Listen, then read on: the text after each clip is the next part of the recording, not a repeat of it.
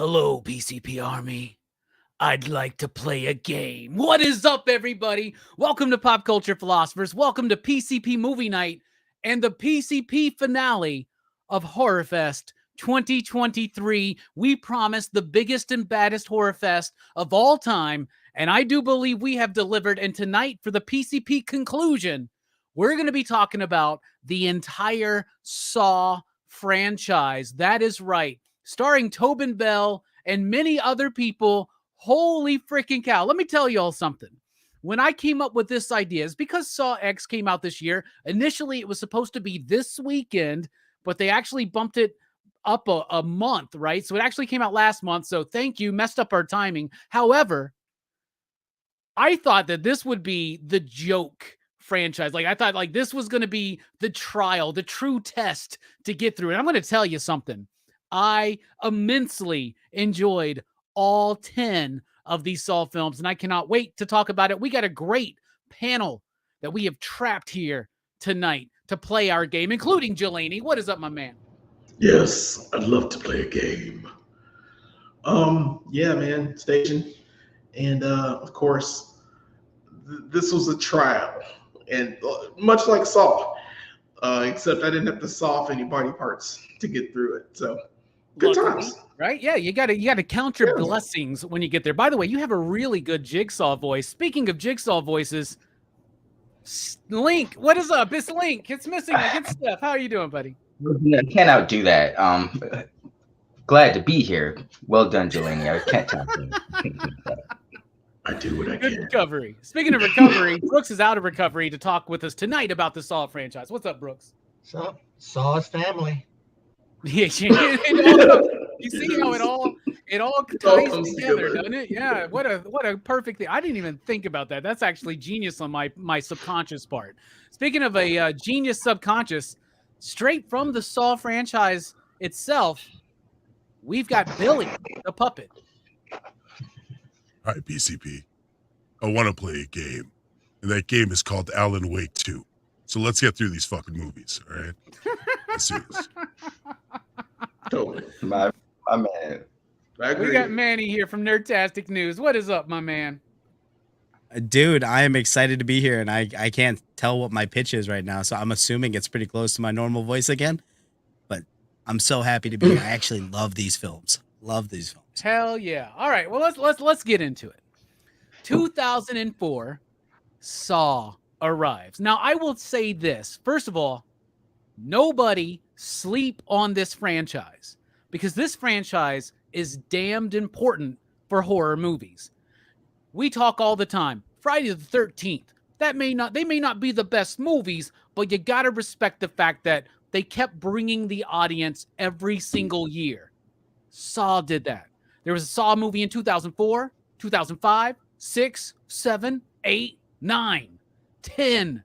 Oh my goodness, for 7 years straight, every October. And Saw always had it right for the most part. Like, they put those movies out during the prime season. People ate them up. And unlike many other franchises that we love and adore, let's talk about, I don't know, Nightmare on Elm Street, maybe even Hellraiser, Friday the 13th, Halloween. This one has a very definitive story being told from the beginning all the way through to the end. There are some parts that don't make sense, but it's not like the yo-yo a lot. But I'll tell you this, though. It's not one good... When they killed Jigsaw, he was dead, bruh. The entire damn time, right? They found they found more clever ways to integrate that character into the series. I am really, really excited. My initial viewing, I watched 1, 2, 3, 4, and 5 religiously. After 5, I really dropped out of the franchise. Didn't watch another Saw movie until Spiral came out. So for the longest time, I had never seen 6 or 7 or Jigsaw. So that was my first time watching those 3. But man, I got some thoughts. But 2004, James Wan, who horror fans know who he is. The other thing, by the way, Saw's kind of a watershed moment too. In the mid to late 90s, all of horror was pretty much ripoffs of Scream, right? Mm-hmm. This was the movie that changed the game, led to what some people call torture porn. And whatever, fair enough. If you like that term, use it. I don't like that term, but I'll own it. You know, whatever. I should get a t-shirt. This is like torture porn star. You remember when we were like in high school, everybody wore those porn star shirts? Torture porn star. That probably reflects badly on me in public. Anyway, James Wan, Lee Whannell, the writer and the co-star of the film, because he's the dude in there with Carrie Elwes. They revitalized horror. In a post 9/11 world, they figured out how to be Night of the Living Dead. They figured out how to be Texas Chainsaw Massacre. They figured out how to be Halloween and Friday the 13th. They figured out how to be Scream. They figured out how to be a watershed moment for horror cinema that literally changed it forever. And we can still see and feel the reverberations of the Saw impact today. Jelani, and you out there in the chat, we see you out there, Two Gun, GT Key Comic. We see you. We love you. Let us know what you think as well. Jelani, kick us off. Saw, the first film, 2004. What do you rate it and why? Well, this was the one that kind of caught me off guard. This was a watershed moment for horror and for torture. The start of the torture porn era. It was kind of like the first time I watched The Matrix. The first time I watched The Matrix, I didn't know what was going on, and it caused a phenomenon kind of situation. You just don't know what you're watching. You're just watching craziness unfold. And I thought Saw was a one and done. is one of these movies where I thought it was just going to be, hey, this is a horror movie, guy saws his foot off, the end. And it blossomed into something else. It was just this, it's its own entity. So the first Saw is kind of transcendent. It's one of those things where you watch it, you're like, oh my God, what the hell's happening? And then as it progresses and as you start putting the pieces together, it gets wilder and crazier. The Jigsaw pieces. Just the pieces together. Yeah, it's insane. And like Cary Elwes plays his heart out in this one, especially towards the end of the movie where he thinks his family is dead. And he absolutely has to do that thing. He is absolutely like painting himself to do this. Right, he looks dead as fuck after he cuts his foot off. Well, he's lost so much blood. His blood's drained out of his body. I'm going to go get help. Oh, no. No, you're going to go die. You're going to go die. Crawl to your death. Because you ain't wrapped that thing up. It's over.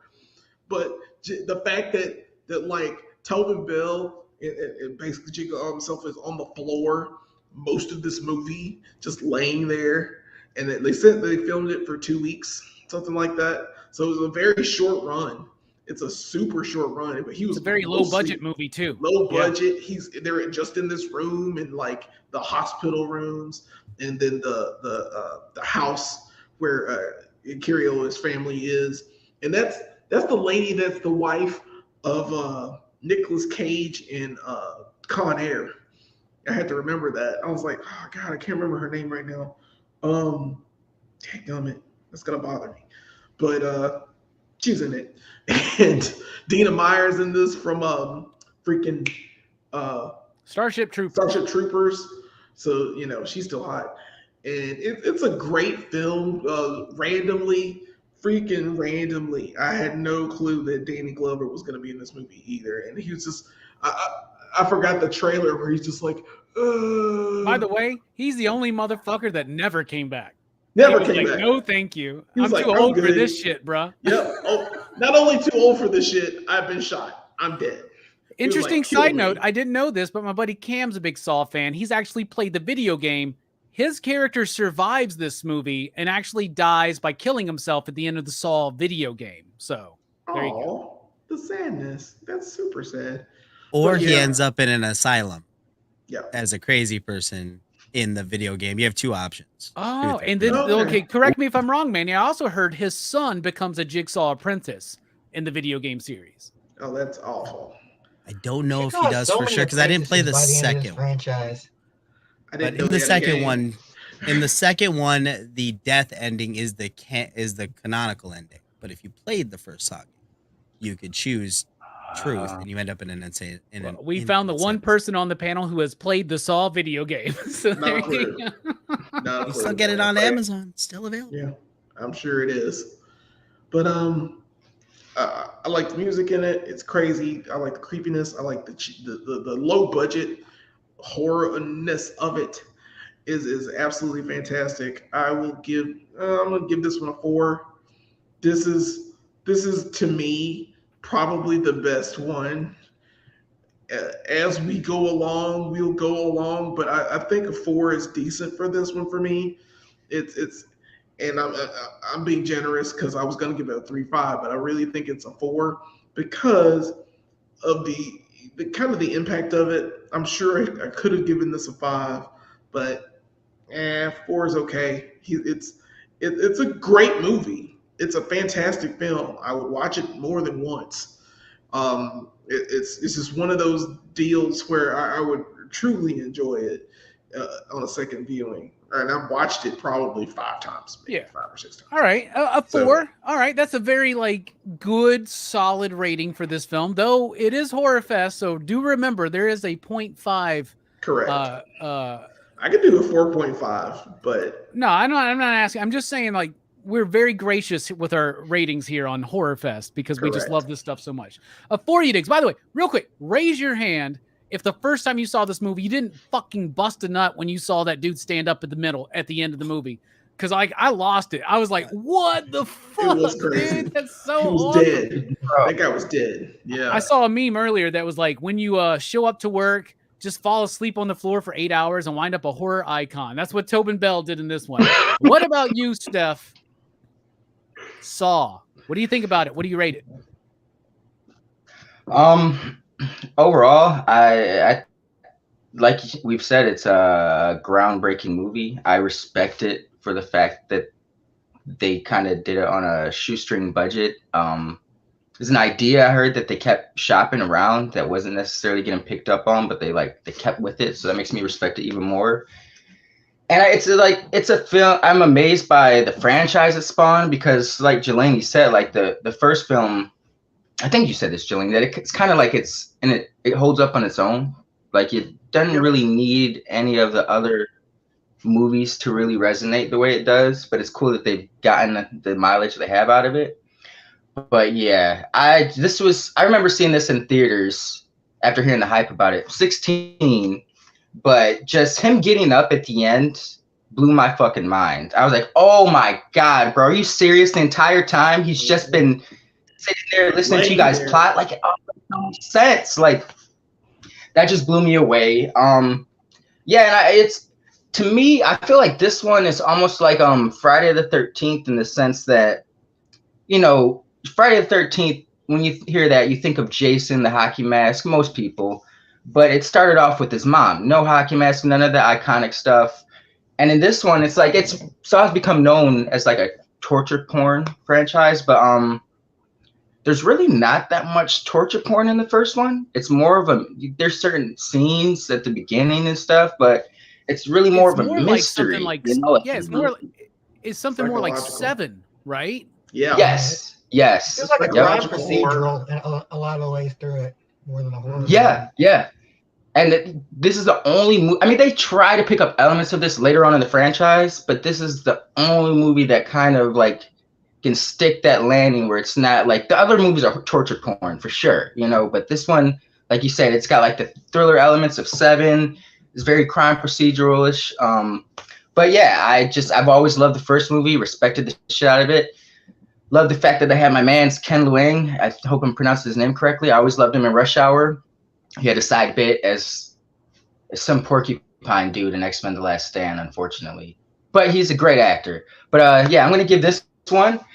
I'm with Jelani. I feel it's a solid 4, but because of its Horrorfest and because of the impact this movie has had, I'll give it a solid 4.69. Oh, a 4.69 from Steph. I love it. Great points as well, dude. All right, Brooks, what about you? Saw 2004. What do you think? What do you rate it? Yeah, I remember it took me a while. I hadn't watched this movie till like years after it come out. It was something that, it wasn't my thing, but one of my buddies convinced me to watch the first 2 of them, and I actually ended up liking them a lot. And I still do like these. The thing I enjoy about it is it does have that aspect of people having to dig into themselves and cut off their own limbs and stuff. The kind of, I guess, torture porn aspects too. But the way that the character John Kramer is written is they have to have a clever reason for all of it. So behind every fantastical thing, crazy thing somebody has to do, there's always a reasoning behind it. They always have to have if you write John Kramer, you have to write him smart, because that's the only way the character works. But yeah, it's as a franchise, I think it's a steady franchise, and this is a good start. It's just it feels kind of a part crime procedural, part horror film with a cool twist ending. I'd give it a 4.5. It's not perfect, but it is a damn entertaining one. All right, 4.5. Some really nice marks for the first Saw movie. What about you, Manny? Where do you sit? Boom. I got to echo everything that's already been said. I love that this feels more like a crime film. It feels like Sing and Tap get just as much screen time as any of the other moving parts of this film.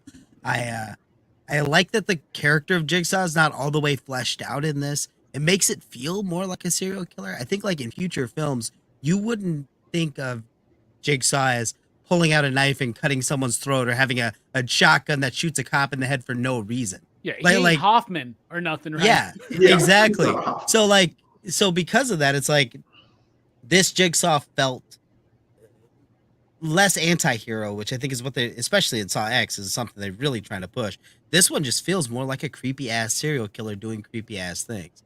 So even though there is that element of it, it's effective, I think, in crafting that villain. But and then also because it isn't as gory as you think it is. Like the idea of the reverse bear trap is gory, but that scene itself's not like super gory. So when he cuts his fucking foot off, it's super impactful. The tension, the oh my god, you know, and they're not even showing that much when he's cutting his foot off. You know what I mean? But you know what he's doing. you feel it. And you mostly see dude's reaction to it, right? Like the other guy in the room, right? Like, what are you doing, you crazy fuck, man?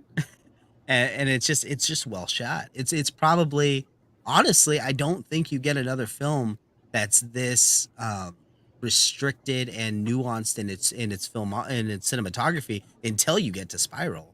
I think everything else, it kind of devolves into style after that. Just a lot of jump cuts and shaky cam shit. So this is just a really well shot film. I enjoyed it. I'm gonna go 4.69 as well. All right, a 4.69.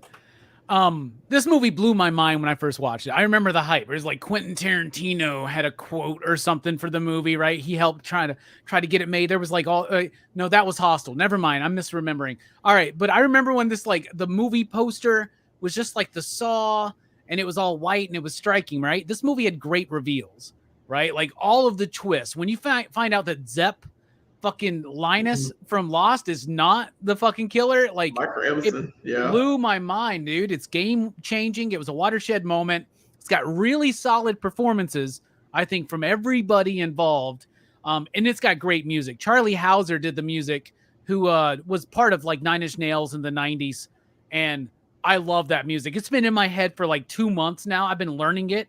I've been learning how to play it on the piano. The dun-dun-dun, dun-dun-dun, dun-dun-dun, dun. Though it is very derivative of Live and Let Die, if you really think about it, isn't it? Like the dun-dun-dun, dun-dun-dun, dun. It's kind of the same thing.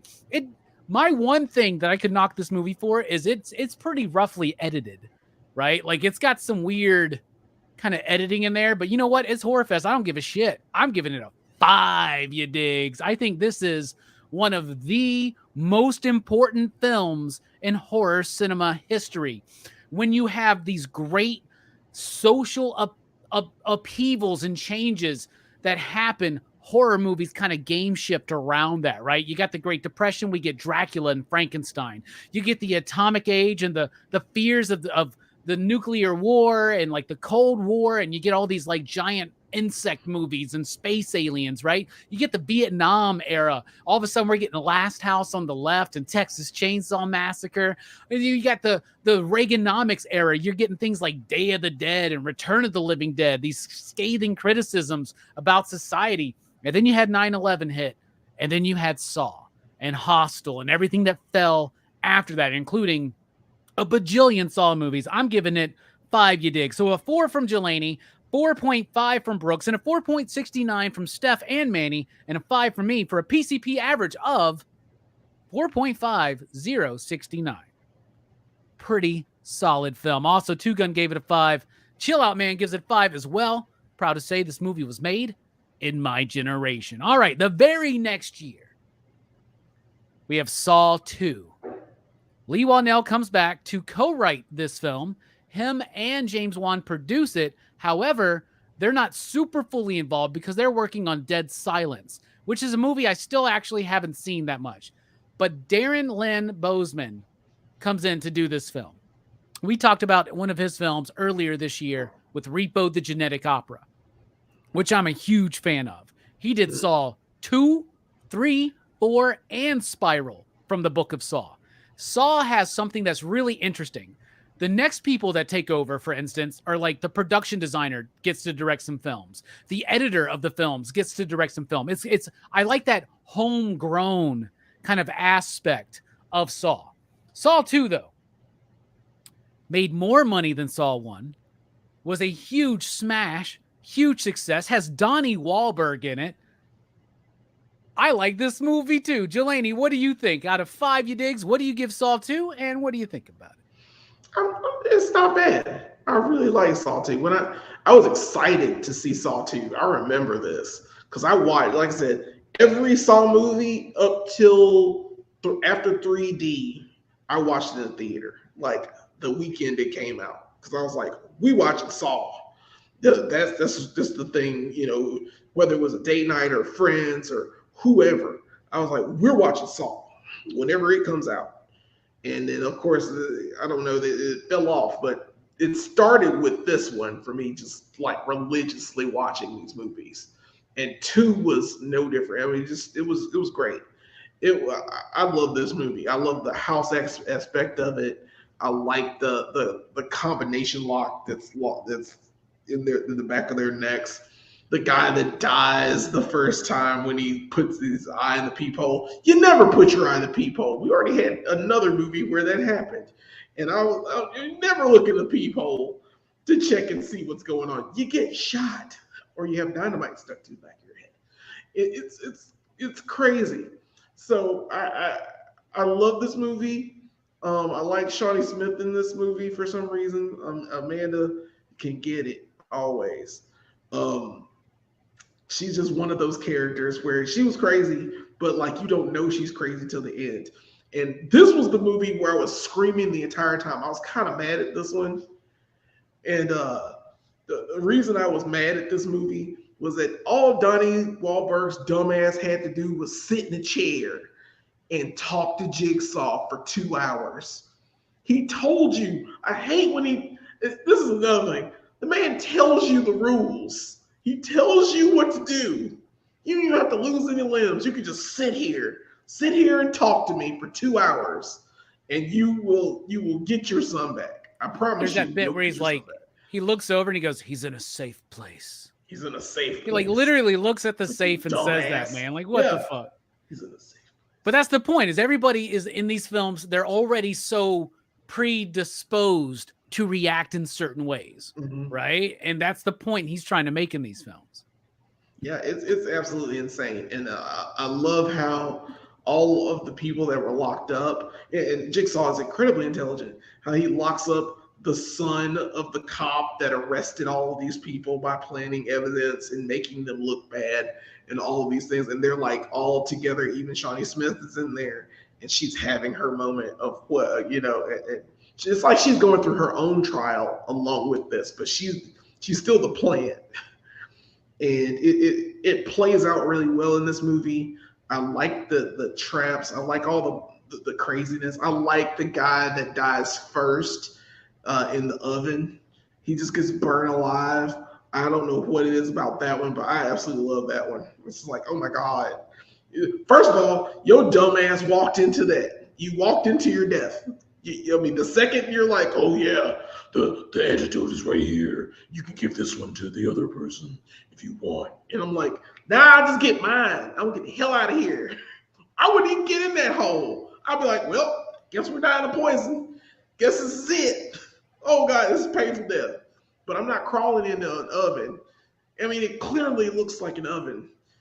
I'm not dying this way. I'm not gonna get in an enclosed space and try to do some shit. So, love this movie. It's still pretty solid. Saw 2 is awesome. So I'm also gonna give this one a 4. I really want to retroactively give Saw, the first Saw, a 4.5, but I'm not going to. I'm gonna say this is a 4. This is a 4 as well. All right. It's fairly decent. A 4 for Saw 2 from Jelani. What about you, Steph? What do you feel?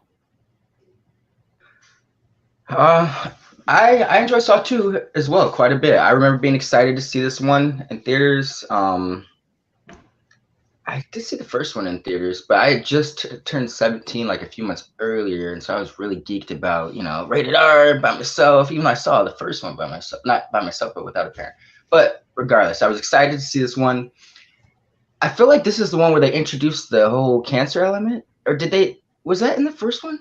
No, it's in the first just one. It's why he's after Gordon, because Gordon's kind of impersonal with his patients. Okay. But okay, no. By the way, no movie killer in a horror film has more motivations than Jigsaw. There's a new motivation in Yeah, every they would fucking never- movie, dude. They're like, Yeah. oh, Bro, actually, his, It's actually his he's fault. smart. His logic, it's like, bro, at what point are you just gonna be like, you know what? It's the parents' fault for birthing this motherfucker. I've got to take them out too. It's time for the parents to play a game. It just he goes too deep sometimes, but no, the second Red, one really your good. great grandson wound up killing somebody. You know what I'm saying? Like, Yeah. what the fuck? What are you doing, man? It ups the ante. The first one was way more personal and thrillerish. This one is kind of more of a straight up horror film. You know, you just got bodies and interesting ways to die.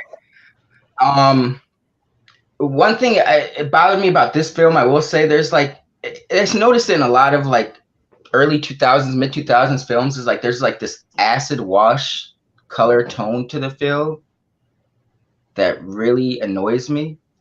I'm sure it was all the hype back then, but it's just like it's like a lot of yellows and greens are used throughout the second. It's a really post-Matrix bothered me. Back in the world. day. It's a post-Matrix world, Yeah, right? yeah. That's what's going on. Yeah. Everything's sepia tone sometimes, yeah. Or light. Made it look But, grimy. Gritty. Yes, it made it look grimy. Very true. It Yeah. adds to it. I guess that does support it. But yeah, overall, love the second one. I'll give it, since it's Horrorfest, I'll give it a 4. It's like a 3.5, but I'll give it a 4 because it's Horrorfest. Hell Definitely yeah. one of the All most right. Man, there you go, man. When I first watched Saw 2, I didn't like it near as much as I liked it on this viewing. This was the viewing where I was like, I think I finally get Saw 2, right? Like, I don't know, like I always enjoyed it, but I really, really liked it this time. So I'm glad where we're going so far. What about you, Brooks? What do you think about Saw 2? I like Saw 2 a lot as well. Like, I think, like, the thing about Saw, like, for years I'd seen the first 2 Saws, but I only thought that I'd seen the first one because in my head I'd like merge the 2 movies together because like they could like, you know, just be basically turned into one long ass movie, basically a modern movie today, you know, a 3-hour Saw movie. But it's like I like that you know, we get to see more of John Kramer and what he's about.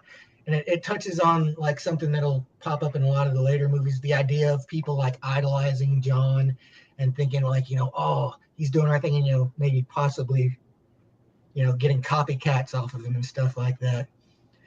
So like, yeah, I'd give this one a 4.5 as well. Like, you know, because to me, it's pretty much on the same tier as the first movie. Like, Hell enjoyment-wise. yes, man. We're already way better than we were in the Texas Chainsaw Massacre franchise yeah. review. I'll tell you that. Manny, Trust Saw me, 2. we'll get there though. How about you? Well, this is my favorite. This is my favorite of the Saw films, with Saw X maybe in that running. I really enjoy this film. It is Rambo First Blood Part 2. It is barely Saw. I mean, it's Saw, but it's a totally different animal than the first film. The first film is very much like you guys said. It's like a 7. It's like a crime thriller. This is when Saw becomes Saw. And I think part of that's because the director wrote this as a completely different film. And then he's like, it kind of works as Saw. And then they made it Saw. And then that director, as you said, Robbie, continued on. So this is where the actual DNA of it. This is what you remember. If there was an inappropriate Saturday morning cartoon version of Saw, it would be based on this version of Saw. It's it has all of those. It has all those elements. It takes the flashback elements from the first film and doubles down on it. It takes the traps and really, really amplifies it, adds more people to the mix. It does everything a good sequel should. And honestly, I think this is proof that James Wan probably shouldn't do sequels to his own films, because Insidious 2 is a decline from the first Insidious. Conjuring 2 is a decline from the Conjuring, and diminishing returns on the Fast and Furious shit. I mean, I don't think dude should be doing sequels. I think that this is right. He should make an idea and let it go. Let it move on to its own thing. And this is where that franchise starts to pick up that fun factor. So this is a film in this franchise that is very often repeated throughout the other films. Elements of this film get repeated multiple times. fucking the whole thing with Rig in Saw 4 is essentially just this film again. So because it is the progenitor and the blueprint by which all other Saw films were created, this is definitely my 5 you well fuck I'm probably gonna give it X. It's 5 you dicks from me. All right, a perfect right, score then. from Dang. Manny. Nice. Yeah, I'm loving this show already. All right. For me, Saw 2. This is what I really appreciated on the second viewing, or actually, this isn't my second viewing, but on the rewatch. It is fantastic having Tobin Bell in this fucking movie. Mm-hmm. He's not in Saw 1. No, Rewatching it, like you realize, oh fuck, he's just laying on the floor. He's either laying on the floor or a hospital bed. That's all you see of him till the end. You know what I'm saying? So it's really cool to see that character get fleshed out with his conversation with Donnie Wahlberg. I love all the characters in this film. Like the group of people that are put together in that murder, poison, nerve gas house or whatever. Like, I love all of that. Like, I love how, like, they're all the shittiest fucking people. They're all like so selfish. The way they all got is fucking great. They amp up the kills. They amp up the gore. And oh my goodness, I just love that game. But I also, how do you top the reveal in Saw 1? Fucking Amanda being a part of it. Like, that was the first time. And the thing is, Saw will use this bit way too many times where it's like, oh, this person is an apprentice of Jigsaw. And they do that. Like, how many fucking dudes has this guy got working for him, man? Like, Jesus Christ. He's on like I don't know, what's the site? Saw 3D, he's got an army. What's the site where you go to like put on your like resumes and shit? You know, like LinkedIn. Indeed.com or Yeah. something. Like, he's on Indeed all the fucking time, like looking for new pig heads. Like do you think people suck? So, like, but I like the film. I think it's really good. I'm going to give this 4.5. I think it's a step down because to me, and I get what you were saying, Manny, there's a lot of DNA in the entire franchise in this movie, but I think a lot of the DNA that's taken from this movie is to the detriment of the series, but it does do a great job of amping everything up. It's a fantastic sequel. 4.5 from me and from Brooks, a 4 from Jelani and Steph, and a 5 from Manny for a PCP average, 4.5, 39. Everybody. I don't know. That math sort of works. How did that get a higher rate? No. 4 whatever. It's highly rated. All right, next year. The very next year we had Saw 3. Now Saw 3 was also directed by Darren Lynn Bozeman, and also the final Saw film that was written by Lee Whannell, right? Because him and Darren wrote part 2. He solely wrote this one, and James Wan helped him develop the script. I vividly remember watching this with my homies. Y'all know Jelani and Brooks. Y'all know Schaefer. You know JB. Yeah. I went and watched this movie with them. Everybody in the movie theaters like this, and I'm the one like this. Yeah. I'm just like eating it up. Oh my goodness. It is the most gory to me. Well, it's my favorite gore in the movie, I should say. It's probably not the most gory, but it's the one with the best effects for me. It is the one with the best traps for me. I absolutely love this. And it was always, when I first was like watching these films, I thought it was way better than 2. I have a different opinion now, but I want to know what you think, Jelani, and you out there in the chat. What do you think about Saw 3? Jelani, kick us off. Well, this is the one where I was like, oh my God. Like this is the one with the doctor who had to help John Kramer. And it's so weird that she has this shotgun collar around her neck. And if he dies, she dies. And it is just the setup for that is just wild. And on top of, yes, it is the goriest. This is the one where the lady's like frozen to death, like sprayed and frozen.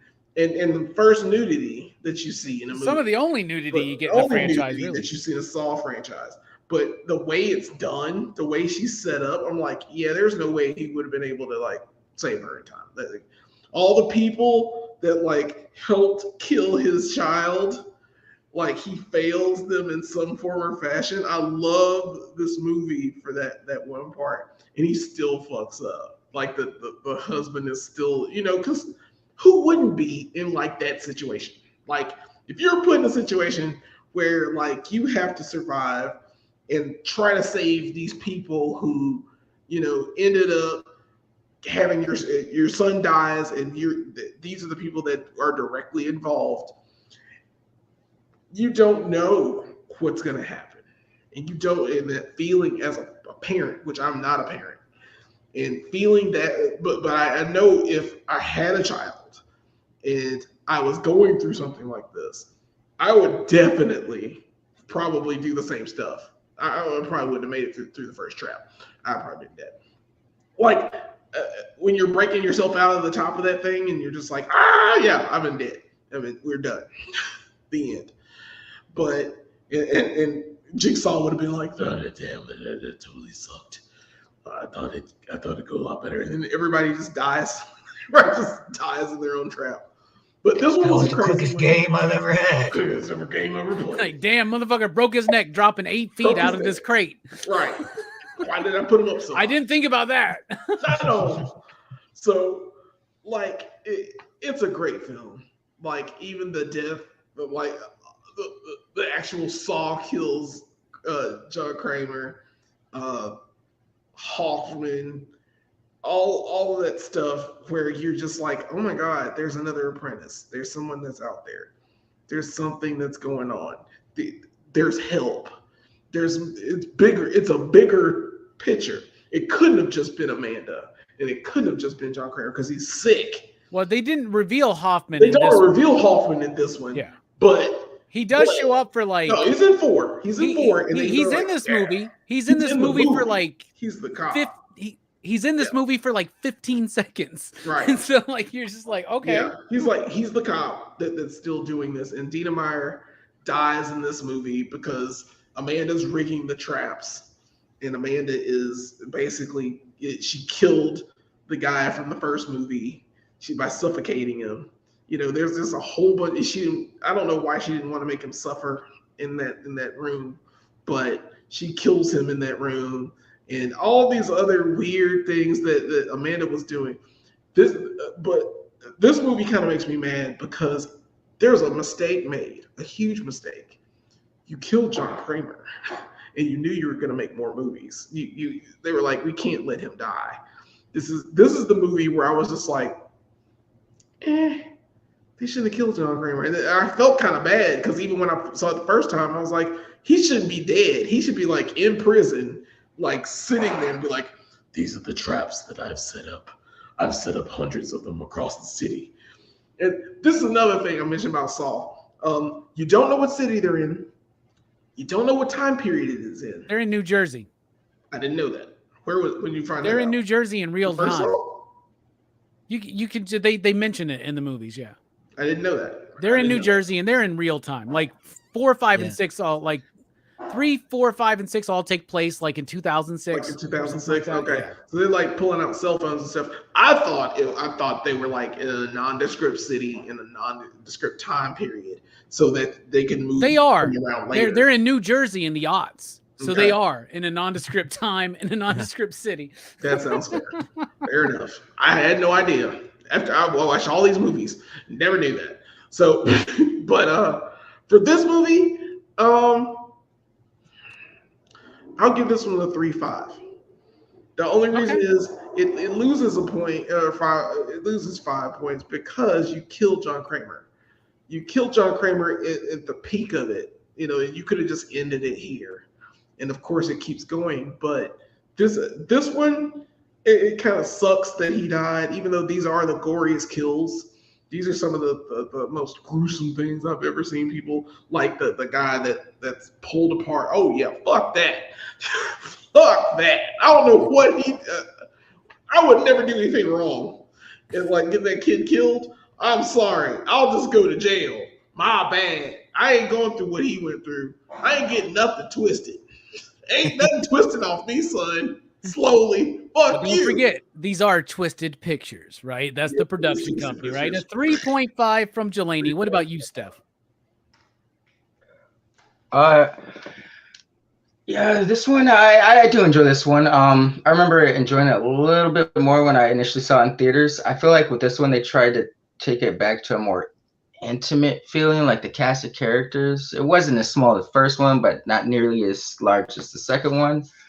I like the way they tied everything together. I remember being shocked at the end, as I was not as shocked as I was for the first two, but I was still shocked. Upon this rewatch, the doctor chick bothered me. I think her acting was really weak, though. And this is what I meant about John's logic. You know, the parents didn't listen, but now that their daughter's trapped, it was the I mean, had we not known about Hoffman, or did he know Hoffman was going to free it? Was that always his plan? Like Hoffman was going to free the daughter? Or like I was a little confused by that. But it makes no sense. It makes no sense because Jigsaw's like, you got to play another game and save your daughter. But then that's not how the fourth film goes down. So it makes no sense. Right. That threw me a little up off. and kills his ass, right? Yeah. But then they play it like that was supposed to happen because the Billy puppet says your partner's trauma is gonna kill an innocent man tonight. Wait, I thought he had to fucking play a game. Like it doesn't make any sense. Like they changed something in the 11th hour of itself. Yeah, you're right. Yeah. Saw 4 is when it all turns. Yeah, we're getting there. Yeah, I'm sorry. But I feel like this is the one where they started that whole trend. It's like, yo, if you were an actor, you were really gunning for this series, because if you were a side character in one film, there's a good chance you were going to be a main character in the next film. And that started with like this one primarily because yes, Hoffman was at the beginning for like 15 minutes when they're examining some Jigsaw track, but you don't even think he's even going to be a fucking player until you see him pop up at the fourth one. Mm-hmm. Starts the whole trend of how many people did Jigsaw reach out to? By the way, this is so random, but I feel like that's an idea they've missed out on. Is like, why hasn't there been a movie where it's like there's a Jigsaw cult or something like that? Right. Like all these people like me, You missed it. the web, group chats, trying to finish out his vision. I feel like there's some story. The following that was on Fox, the serial killer guy, he had a serial killer cult, and that's what I thought Saw was about to be. By Saw 3D, that's what I thought it was going to be. Yeah. And I was like, holy shit, it's a cult of them. Or Scream. I think Scream has a cult of people too in 6. I haven't watched 6 yet. But it's a cult. It should be a cult by now. But yeah, you're right. Lionsgate, if you guys do go forward with this, give us some compensation.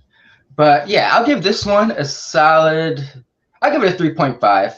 It's not nearly as good as the first two for me, but it's not nearly as bad as not nearly as bad, but it's stronger of the rest of the tier films, I'll say. They get a little worse. All right. What about you, Brooks? What do you think about Saw 3?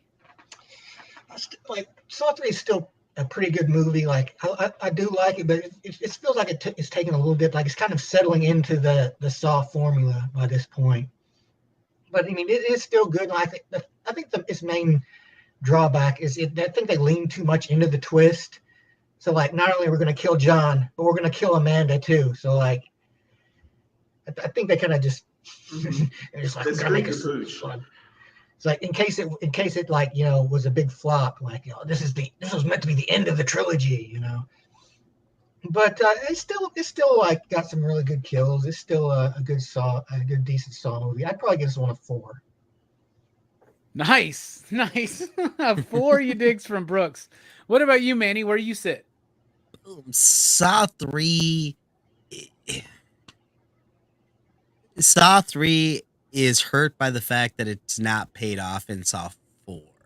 So it feels like it's a missed opportunity. I feel like there was just a lot of changing. Because like, if you listen to the DVD commentary on this film, they say that originally John Kramer was supposed to feel remorseful for what he did. Killing off him and Amanda is supposed to be this tragic like end, this Bonnie and Clyde type thing that happens.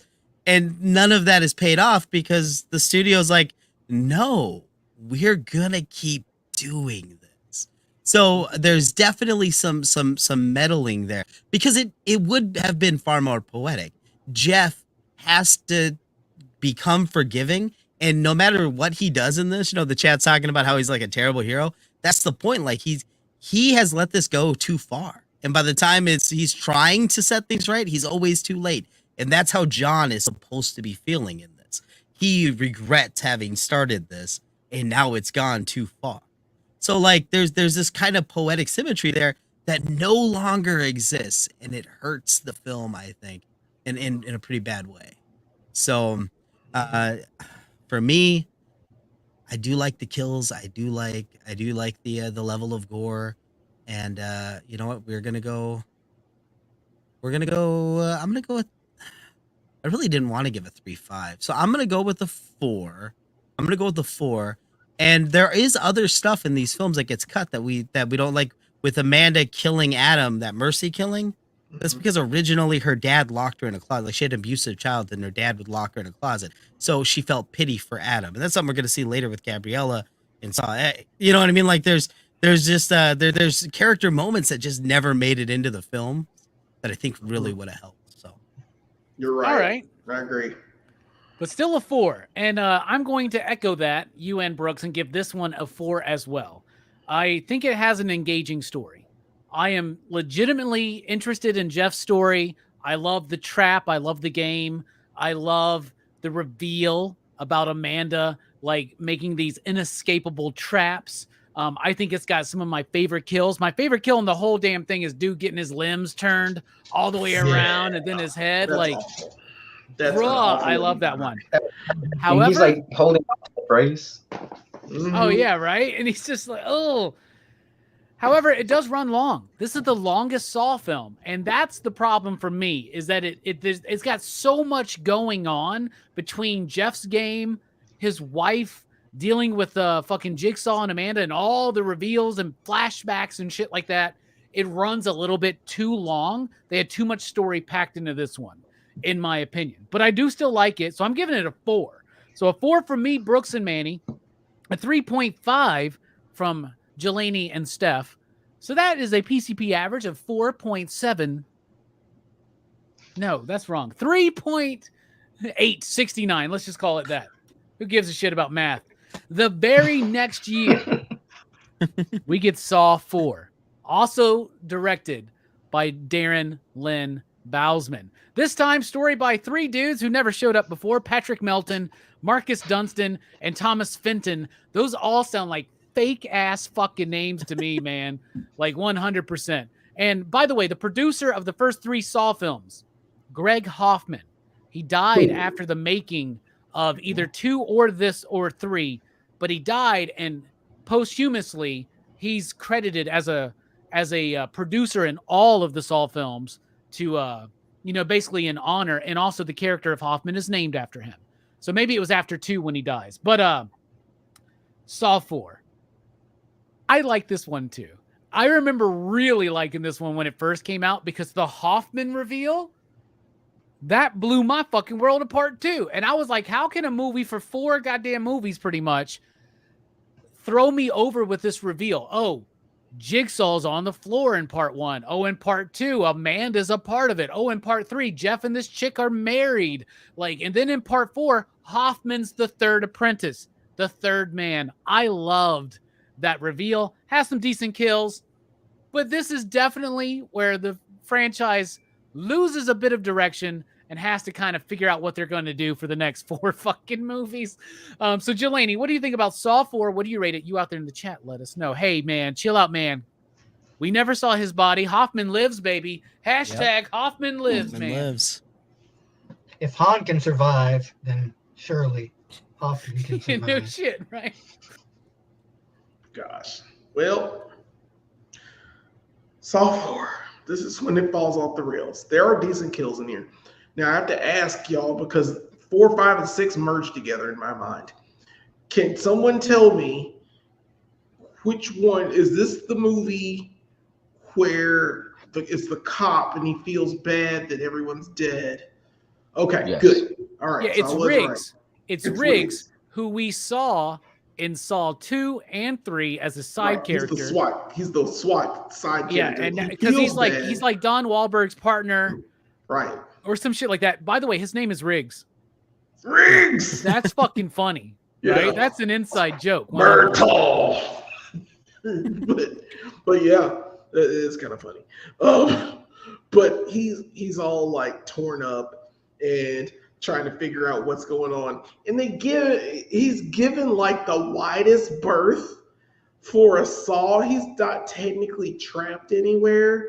He has to like drive to places and do things. And I'm like, you're getting way too wide of a berth. All he has to do, bruh, is not walk into that room and let it go. Yeah, just let it go. Don't do anything. Just leave it alone. It's basically the Donnie Wahlberg situation. Sit there and talk to him, and it's the exact same thing.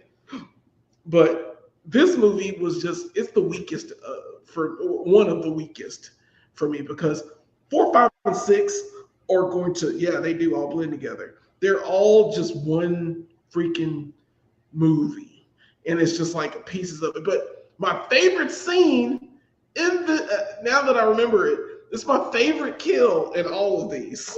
My favorite absolute kill, because it's an accidental kill. They're like, the police are like printing and doing the crime scene. They're trying to set up trying to process the crime scene, and like this one guy is like dusting for prints over this like crossbow thing, and the crossbow like inadvertently shoots off and kills the lady across the room while they're still having the talk. Like the main characters and Hoffman are having the talk, and they're talking, and they're like, "Holy shit!" She gets janked in the neck, and then they just leave. they just get out of the room and go to the next killing. And I'm like, oh, that's so messed up. That is, I don't know. That lady was just there processing the crime scene, living her life, and she just gets straight janked. Like, damn, that's when you go to a Jigsaw crime scene, like you have to be like on guard.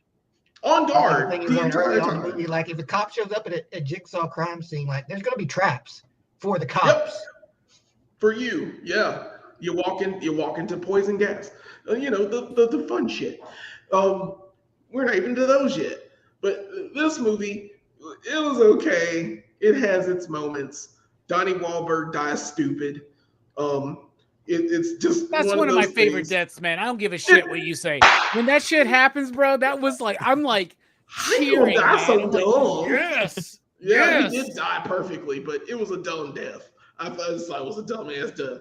And then like Hoffman's like playing around. Like I knew in this movie that Hoffman wasn't in on it somehow, because he was too easy.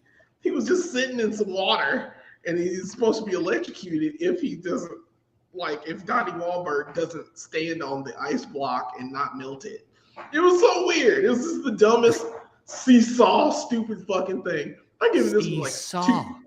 This is a 2.5 because like I don't like this one. I'm not a fan of this one. Riggs dies dumb. He gets shot. It's just he walks in the room and then you find out Hoffman's like, me the whole time. Okay. And a sated child. I hated this movie. I don't know what it is about this one. It starts the Hoffman trilogy. This is kind of like the Hellraiser trilogy, where they just pick scripts and put Pinhead in it. I hate that shit. I hate this shit. I give this a 2.5. That's actually a very forgiving rating for a movie that you claim to hate so much, knowing you and the way that you like to rate movies. Well, but a 2.5 from Jelani. What about you, Steph? What do you think about Saw 4? This one is an interesting one. I do agree. This is where it really, obviously it's a different creative team. What's weird about this one is you guys said that 4, 5, 6 kind of blend together. Is I believe, if I'm not mistaken, 4, 6, and 7 are all directed by the same dude. 5 is where they had like a one-off director. But I think he came back. I think he directed Saw X, actually, the one who directed 5. The guy who did 5 directed Saw X, but Darren Lynn Bousman did 2, 3, 4, and Spiral. That's the same director. Okay. So he did this one. That's so odd that they went off on a tangent. Yeah, Hoffman. That's starting to get him confused too, man. It's starting to get weird, man. This is where like everything starts. Yeah, it starts to be like the same movie, but it's different things, and I'm like, what the fuck? And like, how does Hoffman come up with all these stupid ass traps? Like it's just him now. And No, He's no, taking no. a solid. You're missing the point, dude. Him a- These are John's traps. Yeah, they're John's Yeah. traps that Yeah. he's like They're made. John's traps for the next fucking 3 movies, bro. Like, Yeah, they are. this dude he knew he got cancer coming up, so he like set up like planned. years. He's like me planning out PCP movie night for 8 years at a time or something like that. I'm sorry, It's all Steph. Continue. John, but yeah. I remember being I remember coming into this one like, all right, man, how the fuck are you gonna do this? He's dead at the end of the third one, right? So when I saw this one, yeah, I was a little impressed by how they kept the story going. I was like, okay, you know, it wasn't the best, but I respected elements how they were still able to keep the story going with moving side characters up and making them more prolific, I guess. But kills aren't I can't necessarily. The only kill I remember in this one, besides Donnie Wahlberg and the head smashing, is when he walks up on the couple that were like pulling the spikes through each other, and he finds out the husband's dead, but the wife's still there. Yeah, this one's a little boring, bro. I do respect that they found a way to keep the story going, especially after we've seen John Kramer die, and when I first saw this, I thought it was happening simultaneously at 3, but I guess, yeah, these movies do bleed together after a while. But I'll give this one a 3. I think it does happen simultaneously.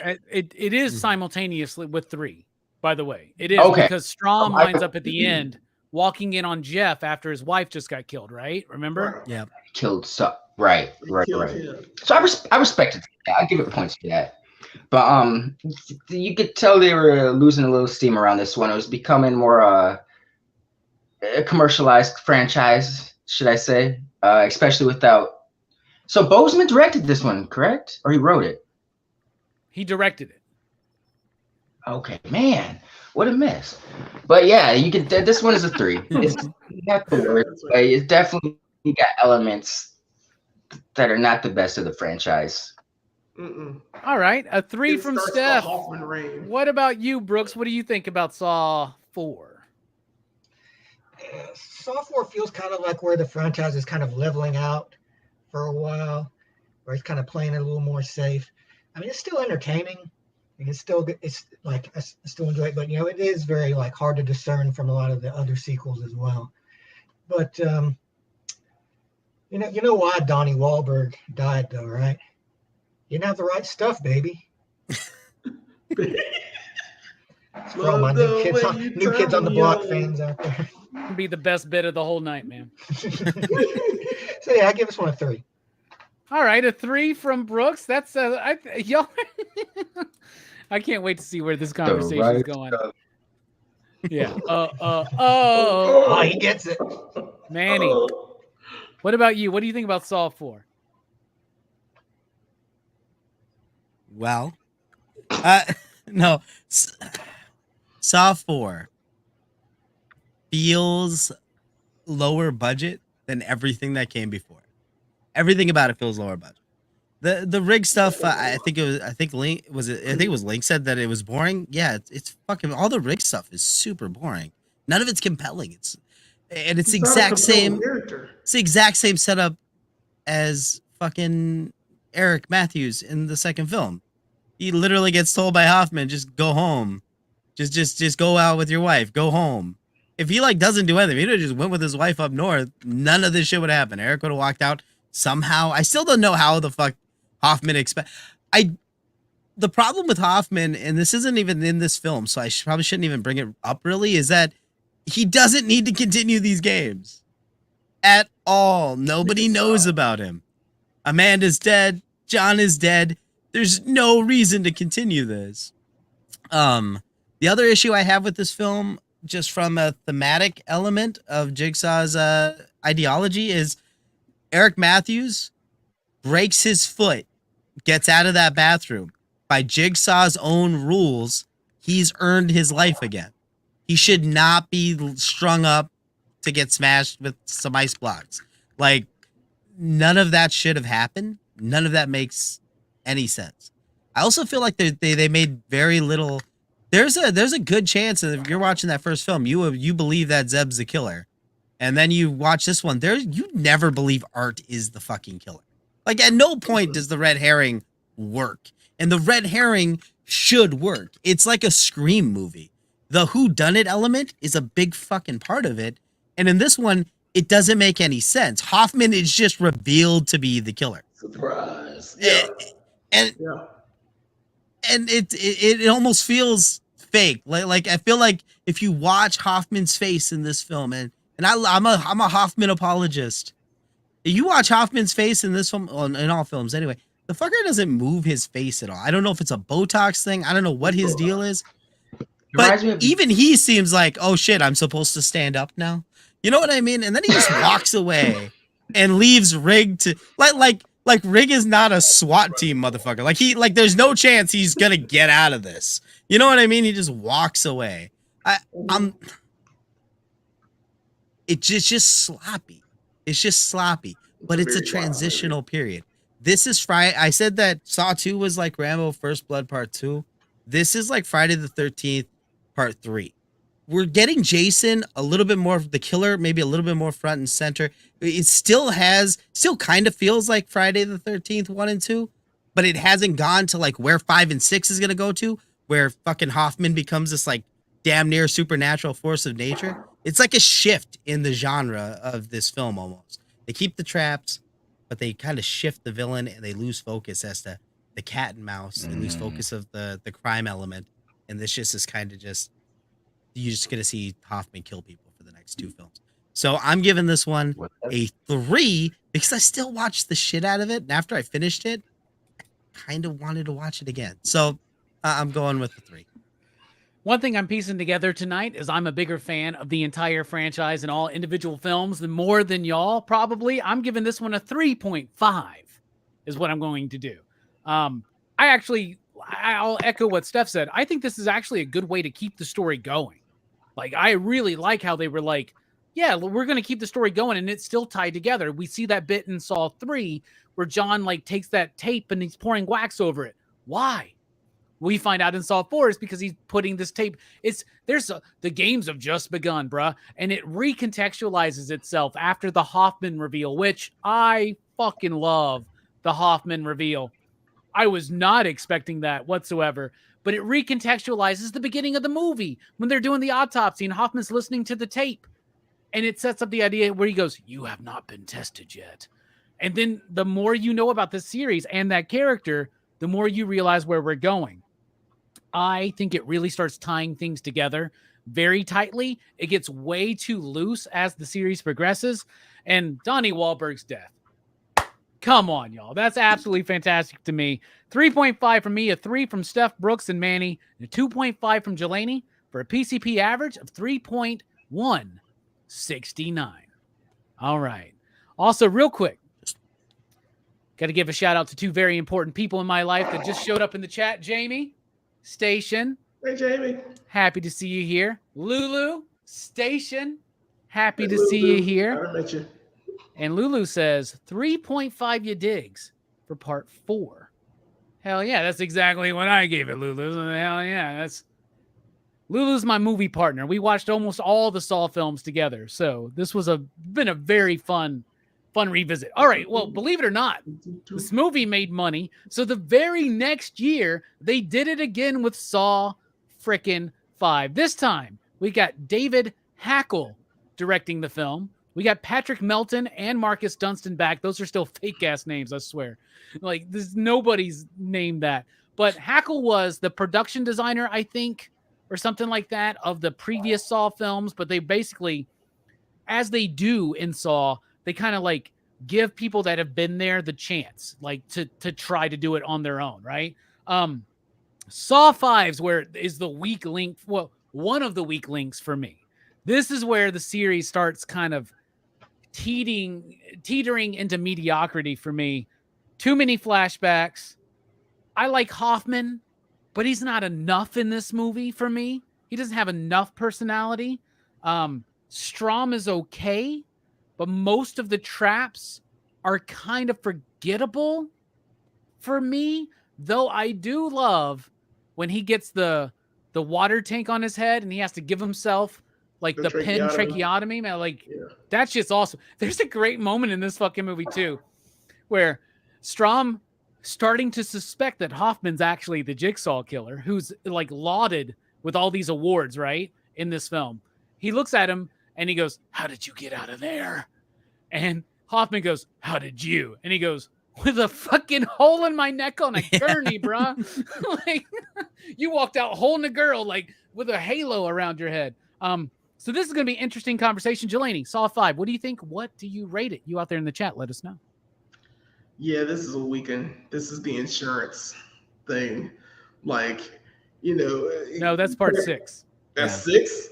Oh, damn. See how they mix together? Part 5 is the one where Strom starts trying to figure out that Hoffman is... This is the burning people. These are the 5 people that are in the thing. Yeah. They have to work together. They're in the fucking coffin. The glass coffin thing. Like, you get in this coffin, you live. Yeah, that shit. I forgot. See? They're all blending together. The fucking Saw. So Saw 5 is the 5 people that burned down the apartment complex and killed all those people. So, like, this is Julie Benz and the other guy and whatnot. Okay, yeah, this is kind of forgettable. This is the one where, like, Strom is, like, trying to figure out who the Jigsaw killer is. So he's running around. Okay, yeah, I remember. God,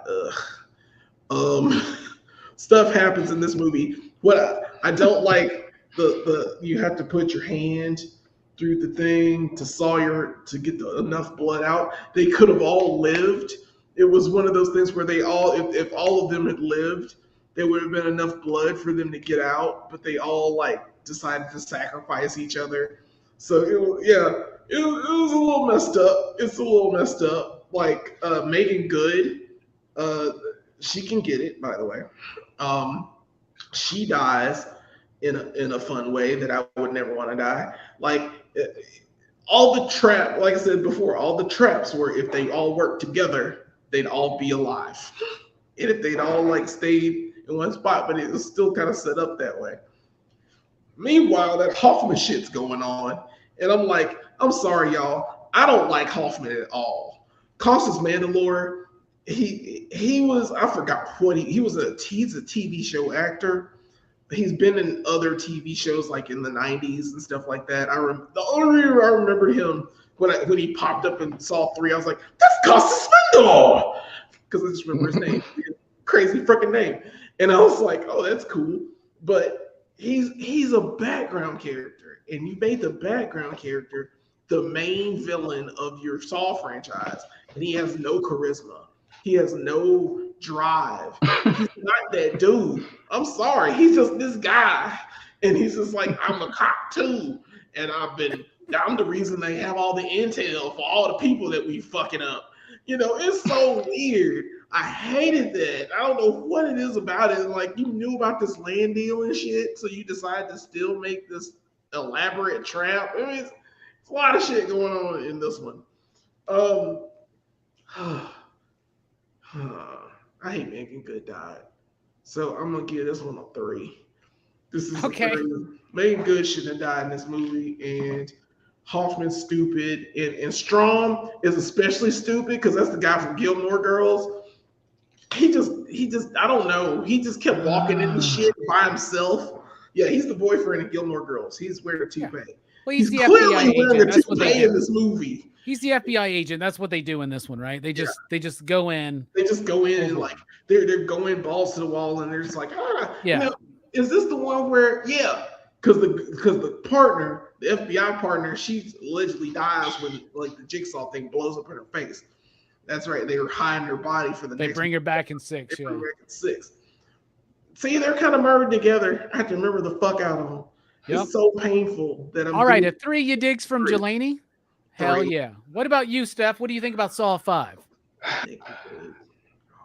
This one definitely fell off the wagon. I was more interested in the Strom Hoffman cat and mouse back and forth than I was in anything with the victims or the Megan Good.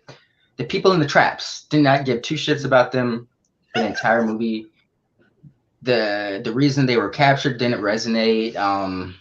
They're just put in there to die, essentially.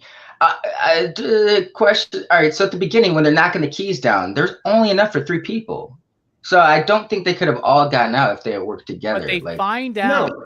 They All find the out at keys the end of open the the same movie. lock. Yeah, all the keys were the same, Were so the they could have same. just used one key. One key would have opened all of them.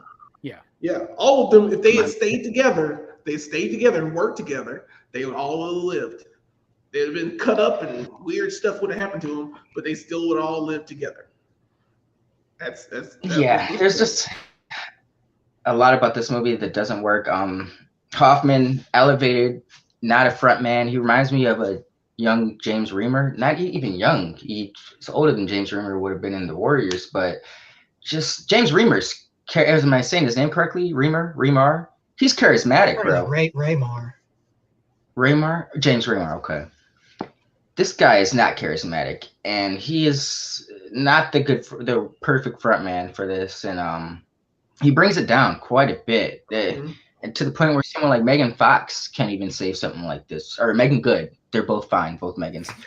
But yeah, they're both fine. They can both get it. Yes.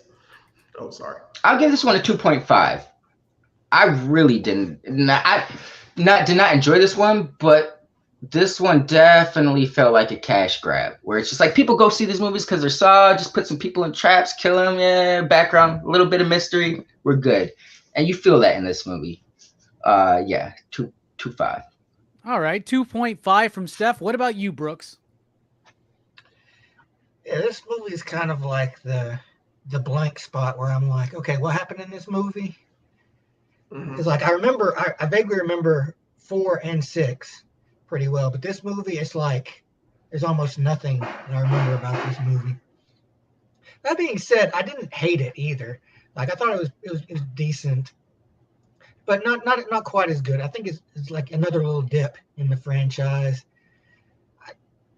I don't know if I could give it a 2.5. I'll give this one a 3 too. All right, 3 you digs from Brooks. What about you, Manny? You're muted. All right, Mike. God damn, every episode somebody's got to do this bit. God, it is bullshit. It's absolute bullshit. Oh my goodness. Anyway, this dude right here, that's Peter Melton. Robbie was saying that's not a real person, and I'd have to agree because this looks like ChatGPT put together a fucking picture of Zac Efron. You were like describing Zac Efron, and this fucking thing came out. So I agree with you. I don't think that it's a real person. So I was wondering who the fuck I love that whole bit. Dude, what sucks is I thought I had turned it off on OBS, and OBS is on this screen, which I can't really see. And at that point, I was like, it's already here. If I take it off, it's even more distracting. So now I have to sit here with this fucker looking me in the face. But this film is bad. But it's a bad that I knew what I was getting into after 4. So I was harsh on my critique of Saw 4. Saw 5 is Jason X. It's a fucking bad film, but I knew what the fuck I was getting into when I got into it. It's Jason. Fine then, fuck it. It's Jason Takes Manhattan. We'll pick a. I'm already stuck with this Jason. Comparison. All right, I knew what the. Well, because you know Jigsaw in space is coming, bro. You know it. Yeah. So I knew what I was getting into. What I did not care for was that Jigsaw has to operate. The best of Jigsaw operates on a very strong thematic framework, right? Whether it's valuing your life in the first one, whether it's having patience for Eric Matthews in the second one, or obsession with Rig, or forgiveness with Jeff Denlin, it needs to lie on a bed of strong, like, there has to be a redemption, a value here, something that's either grabbed or missed, but we should see it. You don't see it in this one. This film is a backseat to Strom versus fucking Hoffman, and everything happening with Jigsaw feels the most tacked on. Everything happening with those guys feels the most tacked on, and it's hard to understand what it is what is the redemptive quality until the end. And you know that they knew that because they broadcast it at the end. So it doesn't quite work for that. But if you go into this knowing it, you're just going to watch Hoffman devolve until eventually he pulls a fucking Hannibal Lecter, sneaks into a police station and murks everybody. Yeah. When you understand that that is where this film, that's the trajectory it's on, it becomes a lot more fun. They can grab you. You're going to get whiplash. It's one of them wooden roller coasters at the amusement park that you ride every time, even though you know you're going to hurt your neck because you're old as shit. That is what this film is. You're still going to ride it. You're going to get whiplash, but damn it, you're still along for the ride. So I'm going to give this one a 3.5. Ooh, a 3.5. Very nice. Very nice. Got to give another special shout out to another very special person in my life. Clayton. Love you, homie. Oh, so good to see you in the chat. So good to see you. I agree with you, Manny. 3.5 for me. I do like Hoffman. I don't think he's like main man material. If they would have focused more on him and Strom, that cat and mouse thing that Steph was talking about, they would have really elevated this film a little bit more than just what it is, right? Strom's, like I said, Strom and Hoffman are both okay, but they really don't play up to the strengths of where this story is going. The traps are kind of forgettable for me. Like, I like the idea that they should have all worked together, but man, I really got to, wait a second, I got to like put that together myself after the fact. Like, I don't know, man. It's all right. Way too many flashbacks in this one, trying to fit Hoffman into the backstory. Don't worry, that's going to get worse, but I'm still going to give it a 3.5. So a 3.5 from me and Manny, a 3 from Jelani and Brooks, a 2.5 from Steph. That's a PCP average of 3.0069. All right. We've covered the first half of the Saw franchise. We're about to take a quick break. When we get back, Saw 6 through X, which is not in space, surprisingly enough. We'll be right back here on PCP Movie Night, Horrorfest. Where's the button? There.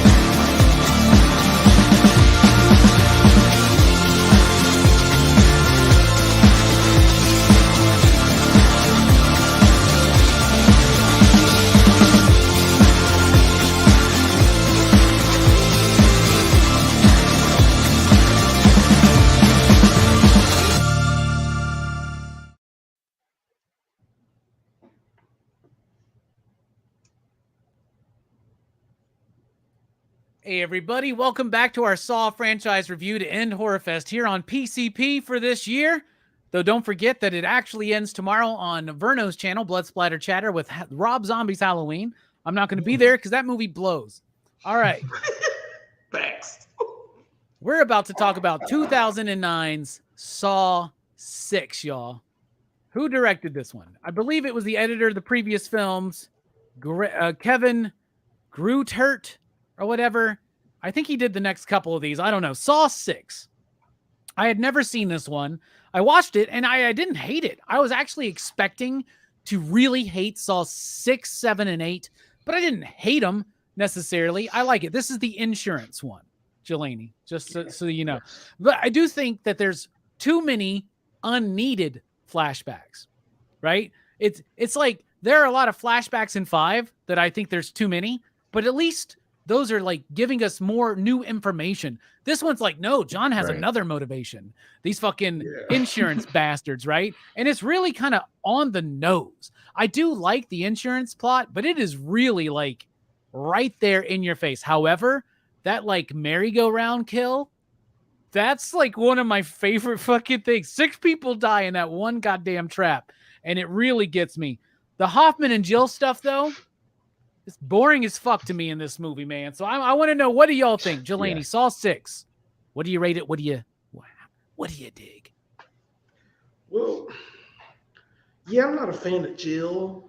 She can get it, but I'm not a fan of Jill Tuck. I don't know why Jigsaw's wife now is in the mix. I'm like, y'all should have been dropping her in 2. She should have been in 2. When they said, hey, or at least 3, when like it's discovered that Jigsaw is John Kramer, his wife should have been at least by 3 in this movie somehow. And now that she's shoehorned into this movie, it's kind of weird. I don't know what it is. This is what I was really like. I don't really like these movies as much as I used to, but I was watching them every year and I didn't remember like from year to year what happened, but then they introduced her in this movie and I was definitely like out of the loop.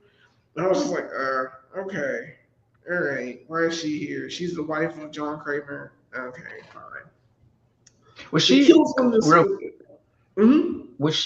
in the first one in flashbacks or the second? Wasn't she in one of the early ones in flashbacks? I thought we first saw her in 4. Was she in 4?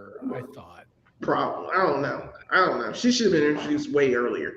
Like, if you're going to put John Kramer in it and you discover that, she needs to be in there way earlier. And she should have been, like, in these movies. Like, if you're doing the cat and mouse chases with Strom and Hoffman, she should be a part of whatever that is. So, in some form, like, because I think Strom does mess with her. This is the one where Strom is like, oh, yeah. No, bro. Strom is dead. Strom is dead. dead. At the end of 5, man. Framing. See? They merged together. But the insurance dude, that was great. I don't know what it was about that whole thing. You're right about the merry-go-round scene. The what's his name? Eddie from Family Matters is in there, and he gets got. That was cool. I like how they all turn on each other. Like, they're all predatory people anyway, but then they're all like, they all get their own comeuppance. I like the scene with the old lady and the young man. He's like, one of you will live, one of you will die, all that shit. I love that kind of thing. Is like, he's a single male and single male must die. It's the way it's supposed to work, and it is in the guy's algorithm, whatever his algorithm is of who lives and who dies. I kind of like that, and I like how at the end it was never his game. It was just the game of the family that's just trapped in there. I really thought they were going to get caught up with acid. I really thought that they were going to be bathed in acid. That would have been super cool. But the way he goes, I like that. I don't know what it is. I love the traps in this one. They're kind of forgettable in parts, but I really love the end one where he just gets acid. He gets acid injected into his body. That's just the coolest shit. I don't know why. I always want. As a kid, I watched. We'll go to Knight Rider. And by the way, just to put my camera over there, I don't know if you can see it, but in my apartment. I have Knight Rider set up. Kit is my favorite car. I wish I had Kit. But I bring up Kit for this because one episode towards like the third season or something like that, Kit gets dipped in acid. And he's dropped in acid. This is right before they made him super pursuit mode. They put him in and they souped up the car where he's super fast, but they dipped him in acid. And I was like, no, not Kit, no. This is the saddest thing ever. So I was afraid of acid for years. Hydrochloric acid, scariest thing I've ever seen.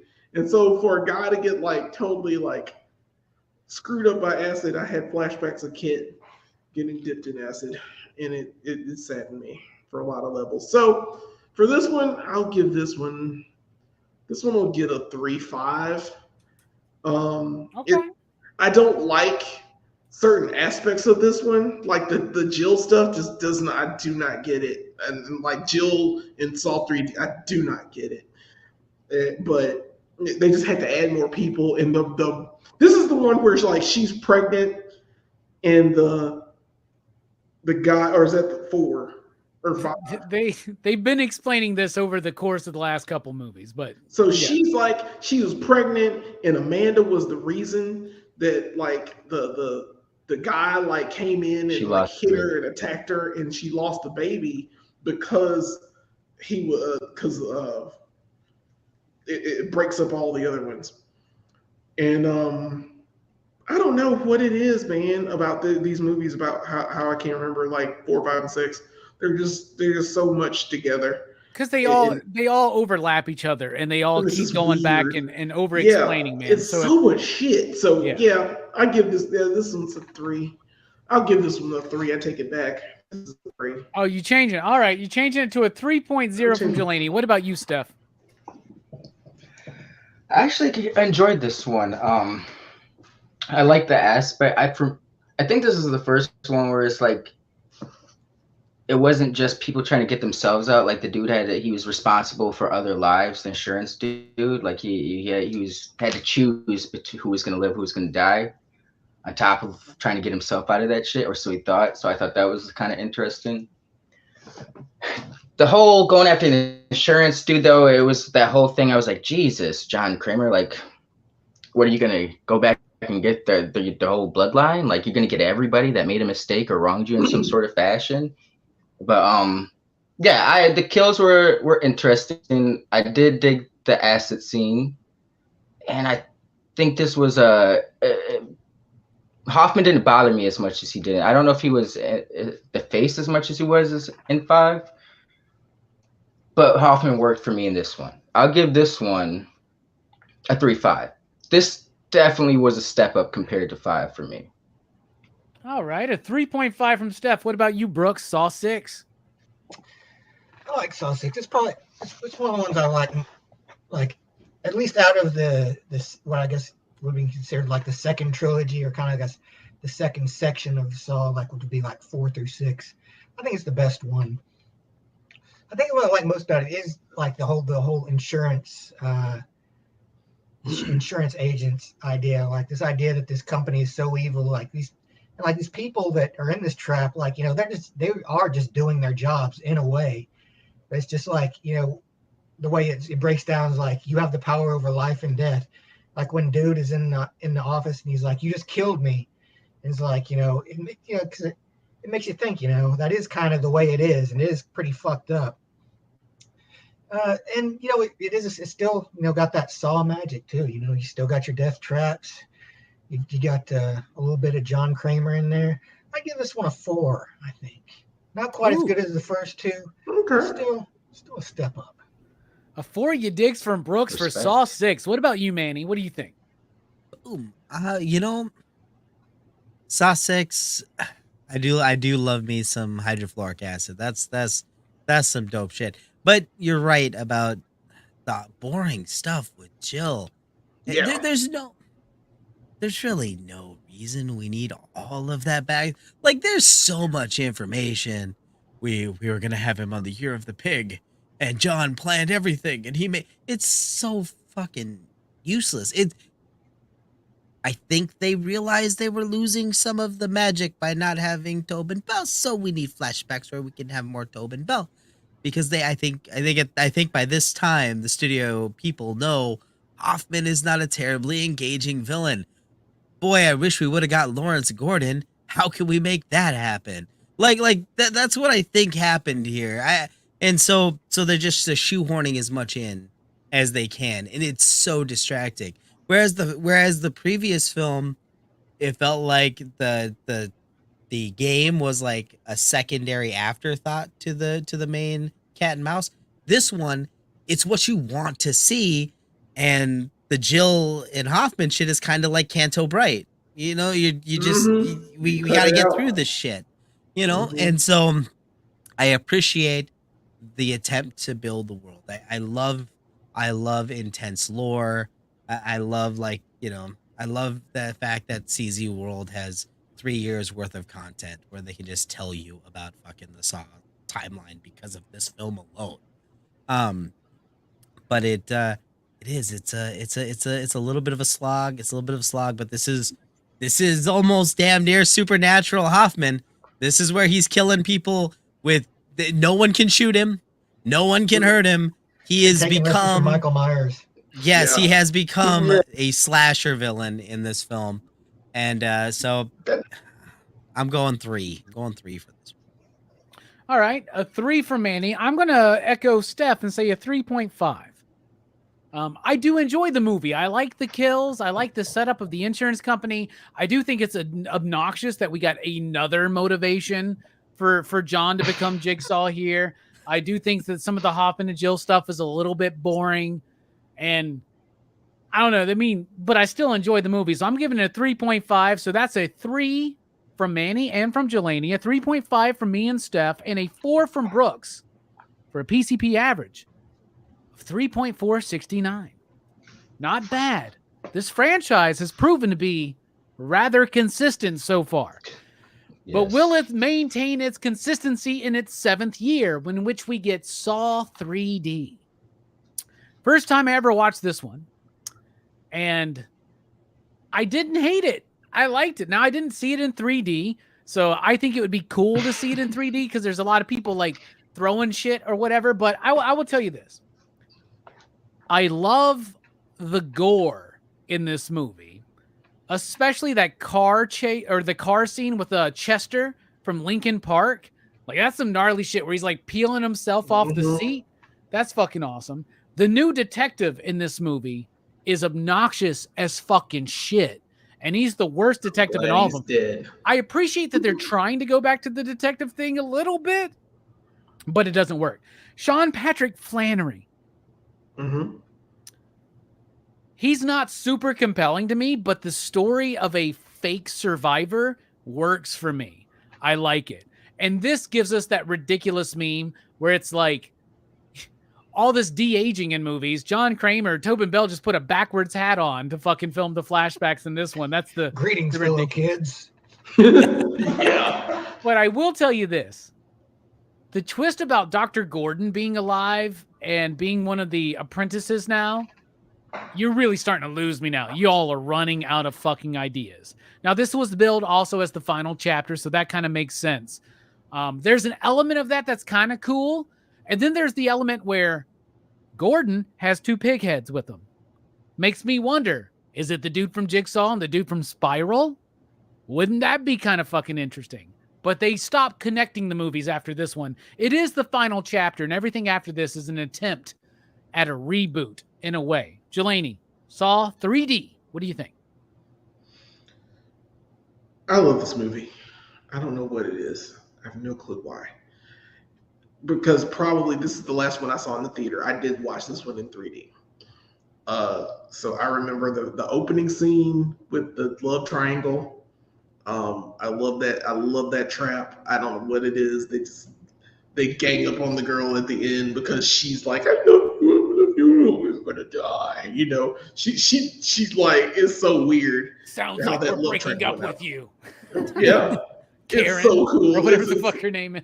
It's such an awesome thing. I don't know what it is. All the 3D stuff worked from what I remember. And I was watching it again without 3D and it was like sad because I was like, dang, watch this again in 3D. It was one of these movies where like A, Jill dies. Yay, Jill dies. Jill dies, but Costas Mandalore, freaking Hoffman dies, sort of, sort of, but doesn't. And his face is all messed up, and he goes full on. He's full on Michael Myers now. Because like his face He's is just all stabbing torn people up. in the fucking neck left and Yeah. right, bro. He's just like, Yeah. like fucking, Yeah. like, Gotta get you. Like he don't care. Like he just walks up to the dude on the street. One. Dude on the street's like, hey man, I got an extra cheeseburger. You want one? He's just like stabbing him in the neck like 8 times. You're dead. He don't care. But yeah, something about this movie because it's like him unhinged, and he's standing beside like traps and stuff. And I really like from the second I saw the detective, I was like, I hope that guy gets killed. I hope he gets got. And that was when I first saw the movie. I was like, I really can't stand him. He was just a waste of time and effort. And it was like, oh yeah, I can't wait for this dude to die. I'm pretty sure he will. And they not only, and he's a cop, and of course, fuck the police. I keep forgetting that. Fuck the police. So the fact that not only he dies in a blaze of bullets, that they're cops that get fucking gassed, like coming through, they all die. And I'm like, yeah! So yeah, I like this movie. I like this movie a lot. I take it back. I'm going to give this one this gets a 4.5. I like this one just because of Jill dies, Hoffman kind of dies, Carrie always comes back, and I was confused at the end of this movie when I saw it because at first, the first time I saw it, when I saw this ending, I was like, that kind of sucks. I hate that, but it kind of works because if you're gonna do the ending, he might as well be someone from the beginning should be there at the end, and so okay, make him one to work. So yeah, 4.5. I really think it's decent. I like the music in this one too. I don't know what it is about this movie, but it's the last one I saw in theaters. So, and I was like, yay, it's over, because I couldn't remember any of the shit that happened before. So it's just like, oh, finally. And then I was like, oh, there's that lady again. Who's that lady again? Oh, that's his one. Oh, that's Jill. Oh, I don't care. So, yay, good times. Yay. 4.5. And one of the things that's really cool about the death of Jill is that we finally get the reverse bear trap go off. We can finally get to see it go off, which has been kind of the iconic trap in all of the films. 4.5. I'm very surprised, man, but very proud of you, Jelani. What about you, Steph? What do you think about Saw in 3 dimensions? This one was all right to me. Like you said, I did enjoy the whole aspect of what do you want to call it? A fake survivor of Jason Patrick Flannery's character. I forgot Sean Patrick. But yeah, you're right. I thought he was pretty solid, but compared to some of the main characters we've had in the previous couple movies, I thought he was definitely a step up. Not his best role, of course, but the better main character. Yeah, this ain't yeah, it ain't Powder. Fucking Powder. But this one was cool. It was cool to see the doctor come back. I don't know if it necessarily worked. I was kind of like, really? After everything you went through, that it was like a wake up. Be like, you know what? He was right. I need to join him. And I felt like he was like trying to be overly creepy in this movie, like with the way he speaks and everything, and the ominous tone of him just sitting by himself at the self-help meetings, and he just randomly starts clapping, weird shit, weird stretches. But this one was solid. They have some cool kills. You could tell it's dated a little bit. You get certain shots were definitely geared towards like at the end where he's like throwing the key or he throws something at the camera, and I'm just like, that was meant to be a really cool review shot. Did not age well. Yes, the broken saw. Yeah. I wouldn't count out Hoffman yet though. I feel like he could get out of that some sort of way. My man's is crazy enough. But yeah, this one was Hoffman lives. Hashtag Hoffman lives. I don't think I enjoyed this as much. 6, it's right up there, but I definitely 5 was one of my least favorites. Probably my least favorite Saw of the franchise. I'll say that right now. But I'll give this one a solid 3. I don't think it was, if this was like the final chapter and they would have left it at that, as if those were their plans, I don't think that would have been a nice send off. But it wasn't terrible. All right, all right. And I will say this: if Gordon lived, Hoffman lives, man. Absolutely. Brooks, what do you think about Saw 3D? This one was all right. I mean, it pretty much falls into the category of for me of like 4 and 5. Like, it's not exceptional, but it does have its good parts. And so I think overall I'd give this one a 3 as well. Oh, I thought you had more. All right. Nah, It's that's like, all. I'm done. I did That's like all this one movie thing. gave me. I did like the guy who was a phony, who was like making bank off of his cred as John a Patrick supposed Flannery. Jigsaw victim. I Power. like how in the end Jigsaw's like, that thing you said you did to yourself. Well, You now did you that have thing. to fucking do it. Dude, he's in that fucking meeting or whatever, and he's like, oh, you can totally support yourself with your pectoral muscles. And then he tries it, and he's just like, it's just fucking I fucking love that shit. The reason why I Just put it, love this movie the most is because that guy lost everything. He Oh, lost yeah. his best friend. He lost his publicist. He lost his fucking wife. She gets cooked in an oven, and he gets to watch it. It's so amazing. It's just like the fall of man. Like, you lied, and you told a big enough lie. Like, why the fuck would you lie like that? I forgot to People talk just about this. bullshitters How like do that. you lie about it? And you bullshitted, and you lost everything that you got because of this lie. And like, Real quick tangent. ugh. Did think the detective really fucking blew. I the whole time I saw him on screen, I was like, really? Like, there's no one more competent? Like, that None. brought the movie down. They're all Also, dead. It really did. They're all that dead. was terrible. All the competent people got killed in the other. Jigsaw killed all the good cops. They killed all the They good couldn't have been that good at cops because Hoffman was operating with them the entire good fucking cops. thing. guys. Yeah, true. Manny, what Well about you? said. What do you think about Saw 3D? The only thing I lament, the only thing I regret, the only thing that keeps me up at night about this film is how many chicken nuggets kids didn't get to eat because they used all of that pink fluorescent slime for the blood in this movie. What the fuck is going on with the gore in this? It's horrible. All the blood is like pink. It makes zero sense. I'm sure it's a 3D thing, but it's stupid. I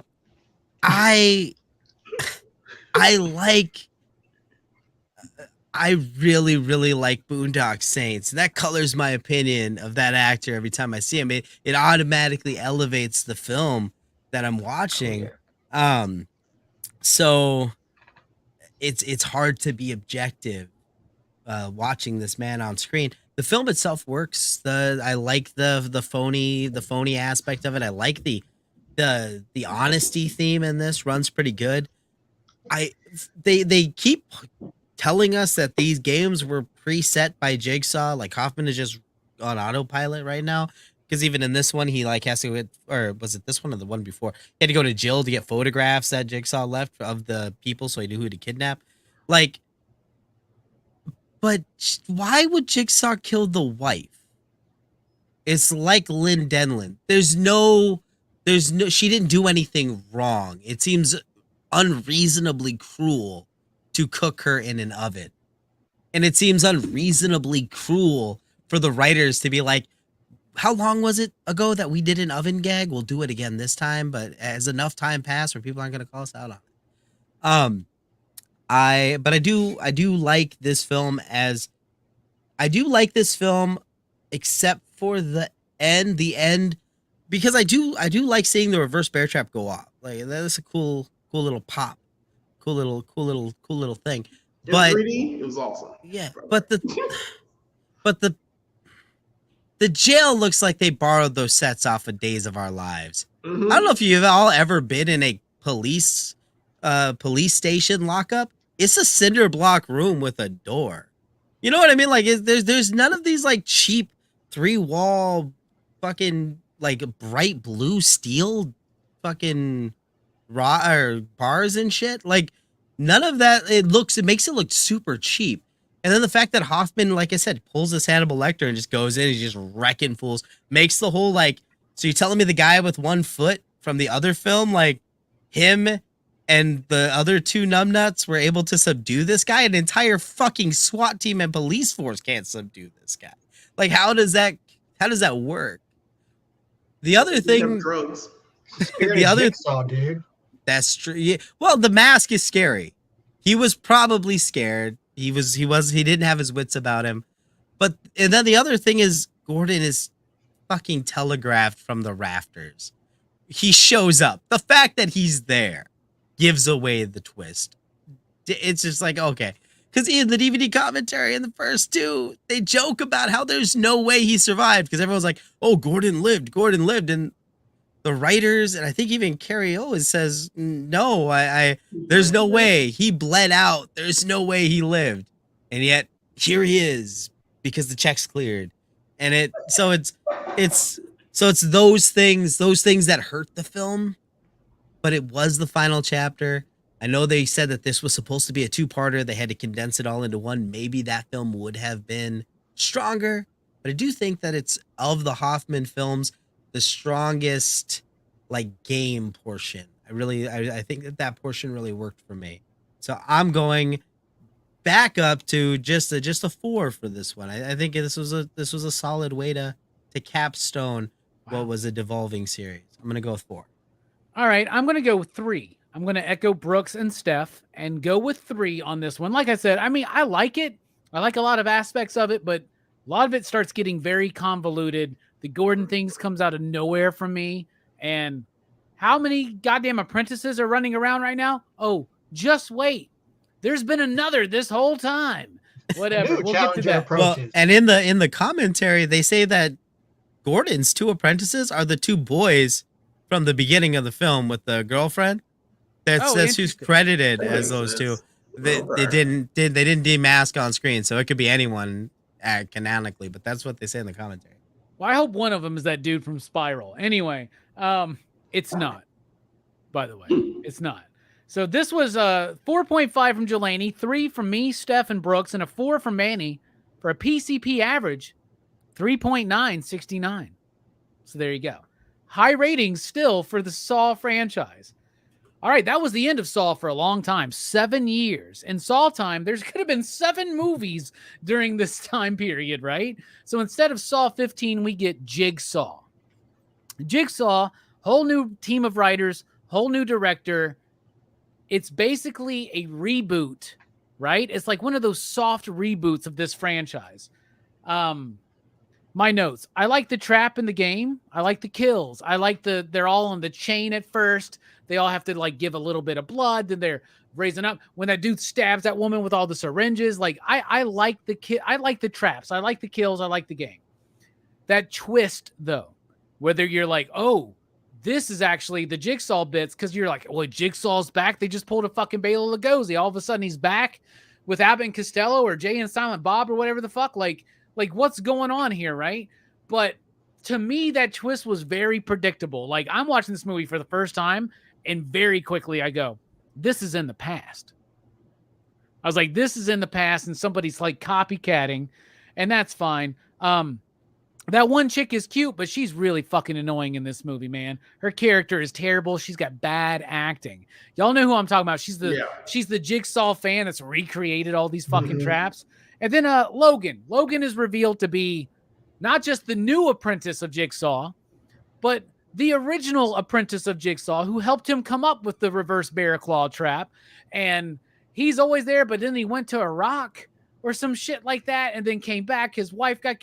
Bruh, I hate that fucking reveal. It's stupid, but I do like the whole laser bit, right? Where, like, he fakes his own laser death, and then the dude just, like, gets that CG fucking kind of thing going on. Like, I don't know.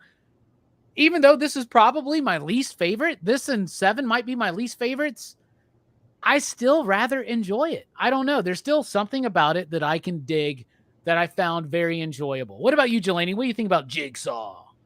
Yeah, this is the first one I didn't watch in the theater. and the first time ever watching it, and it was all right. It was fine. Yeah, I didn't like the reveal of the guy being the new apprentice of Jigsaw. Just felt weird. I did like Tobin Bell coming back. I did really appreciate that. When I saw him in this movie, I was like, "Holy shit! What did they do? What did they do? How is he back? They pulled his brain out before. He's dead. I know he's dead. What the fuck? I He's in a didn't get fucking it. robot body, bro. Yeah, Like, I've decided, and he's just out, and he's just like, surprise, it's me. Let's play a game, and it's just he's there, and as the movie progressed, I kind of guessed it was in the past, but I didn't piece it together at the very first part of it when he first showed up. I'm like, what the fuck is he doing here? How are you alive? I was screaming at my screen. What? How are you alive? How are you alive? It was just the whole thing. And I didn't mind it. I liked the lasers at the end. I didn't care for the cop. Didn't care that he was like, oh, I'm a corrupt cop. No, you're a cop, die. But it's just, I didn't care for him. He just didn't feel like he's not the worst cop today. He's not the worst detective. Of course, the guy was before this. The guy in the movie before this, he was the worst cop in all this. But this other guy was second. I don't know what it was. He just felt annoying. I liked the trap with the leg when the guy didn't follow the rules and stepped his leg in there and like his guy's leg fucked up. That was awesome. I don't know what that was, but I love that. Like, it's not even a trap. It was a trap, but it wasn't like no one expected him to be the one to do it. Just to go, I'm getting out of here. Oh crap! What have I done? And I love the gun. Tobin Bell put the bullet in the gun, and the bullet had the key in it, and all you have to do is open it and get the key out, and you'll be free. And instead, she shot it. Yeah, this is the key to your freedom. He shows you. If I ever get kidnapped, by the way, if I ever get kidnapped by a serial killer, I'm going to study every goddamn word they say. Yeah. After this movie. This is the key to your freedom. Batman. I'm putting it in this gun here. And she's like, I gotta kill you. I have to kill you. Get out of here. And I love how she kills herself when it explodes. And then the key is exploded in the gun too, so he's trapped in here and has bleed out and die.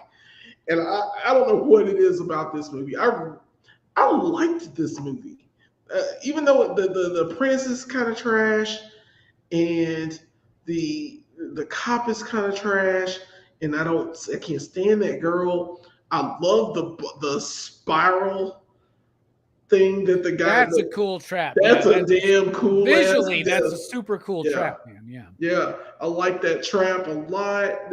Jigsaw had its moments, and the fact that you brought Jigsaw back in this movie, and you did it in such a just a matter of fact way. Yeah, he's here. This is him, and he's not putting on airs. He's not behind a wall.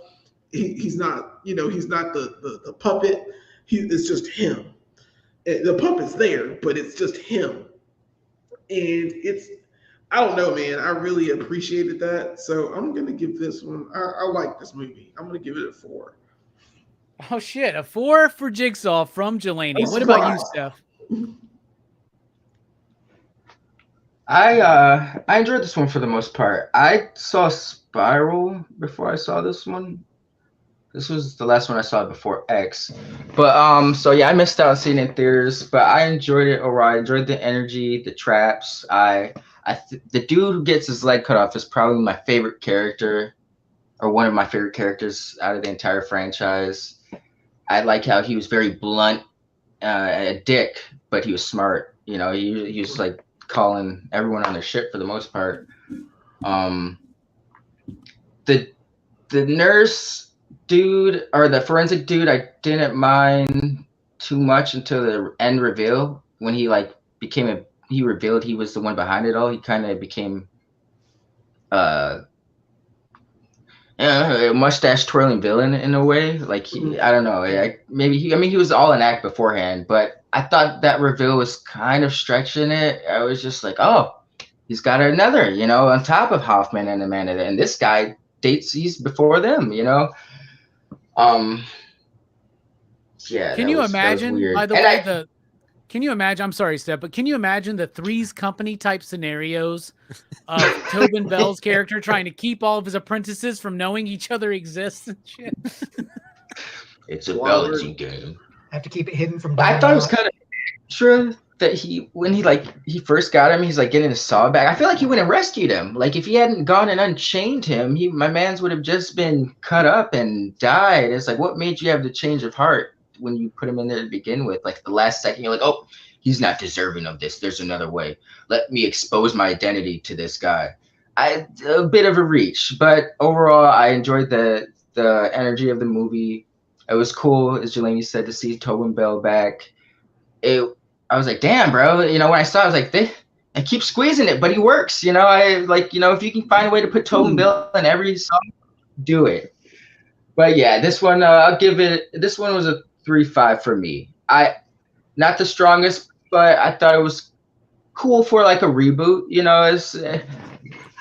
Spiral and this one are a little interesting. I think they handled the whole apprentice or inspiration in different aspects. They both had pros and cons. I think they handled the apprentice thing a little bit better in Spiral, but we'll get there. But yeah, I'll give this one a 3.5. All right. What about you, Brooks? What do you think? This is another one I think is all right. It's pretty good, but I do think like the strong point of this film is John Kramer. The fact that they brought him back, even if it was just a trick, just to give us the old twister-rooney.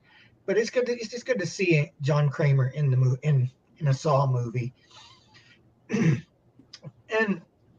like I like the idea that it's just this dude from like this old death trap. Just like the dude is just like a fuck up who just like passed out and never fucking woke up. Like it's got its good moments. But I give this one a 3 as well. All right, a 3 from Brooks. What about you, Manny? Where are you sitting?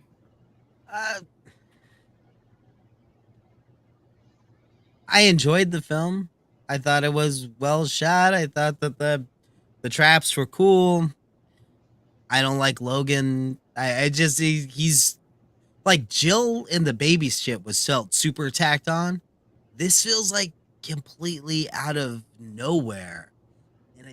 And I think that Peter Stolberg, the writer of this, like, I think that's what causes the course correct that we see in Spiral, because like the idea of just get another fucking apprentice out of nowhere, I don't think audiences were there for it.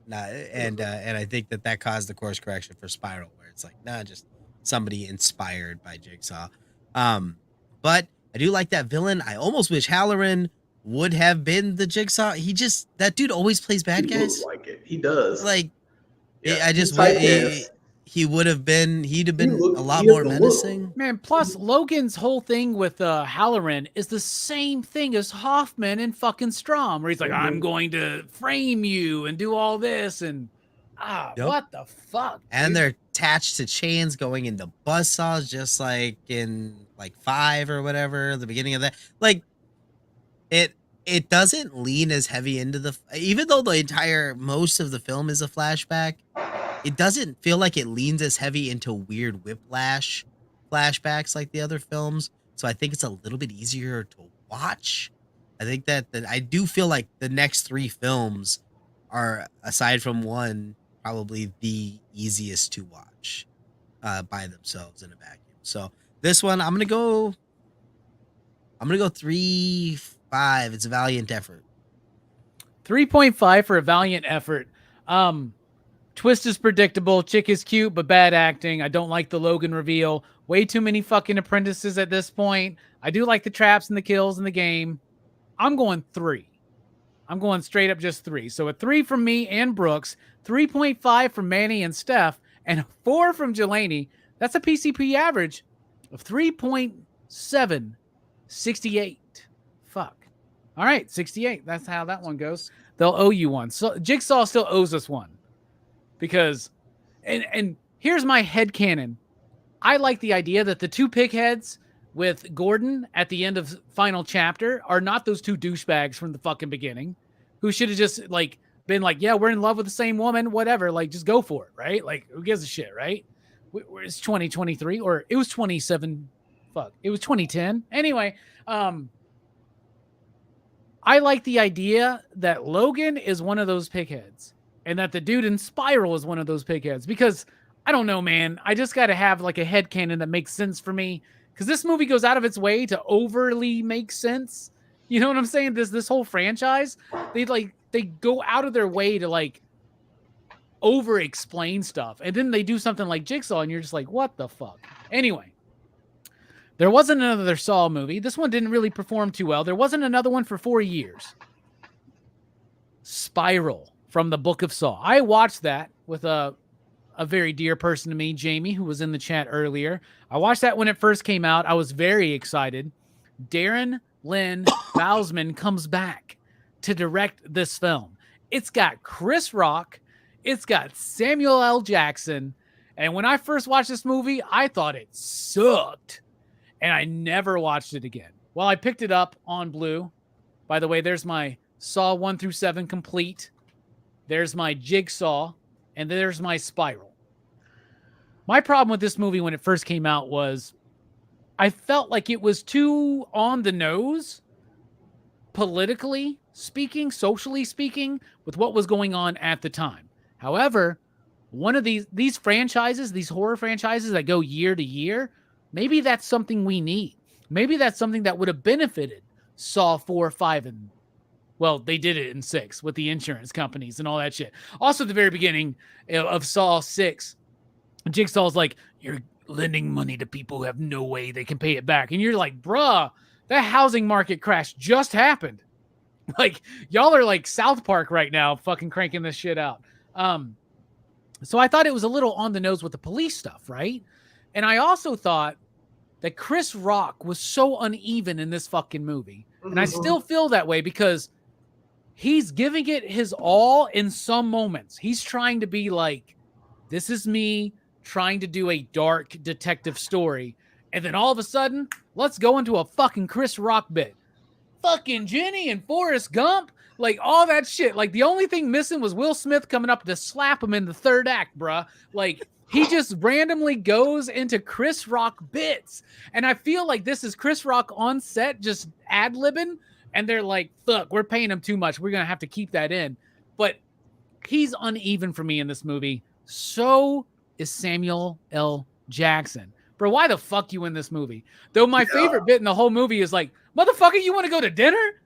Let's go get a slice. You just like, I love that bit too. But I tell you what, watching it again, it ironed itself out for me. I really like that focus on the police, actually. I like the return to form.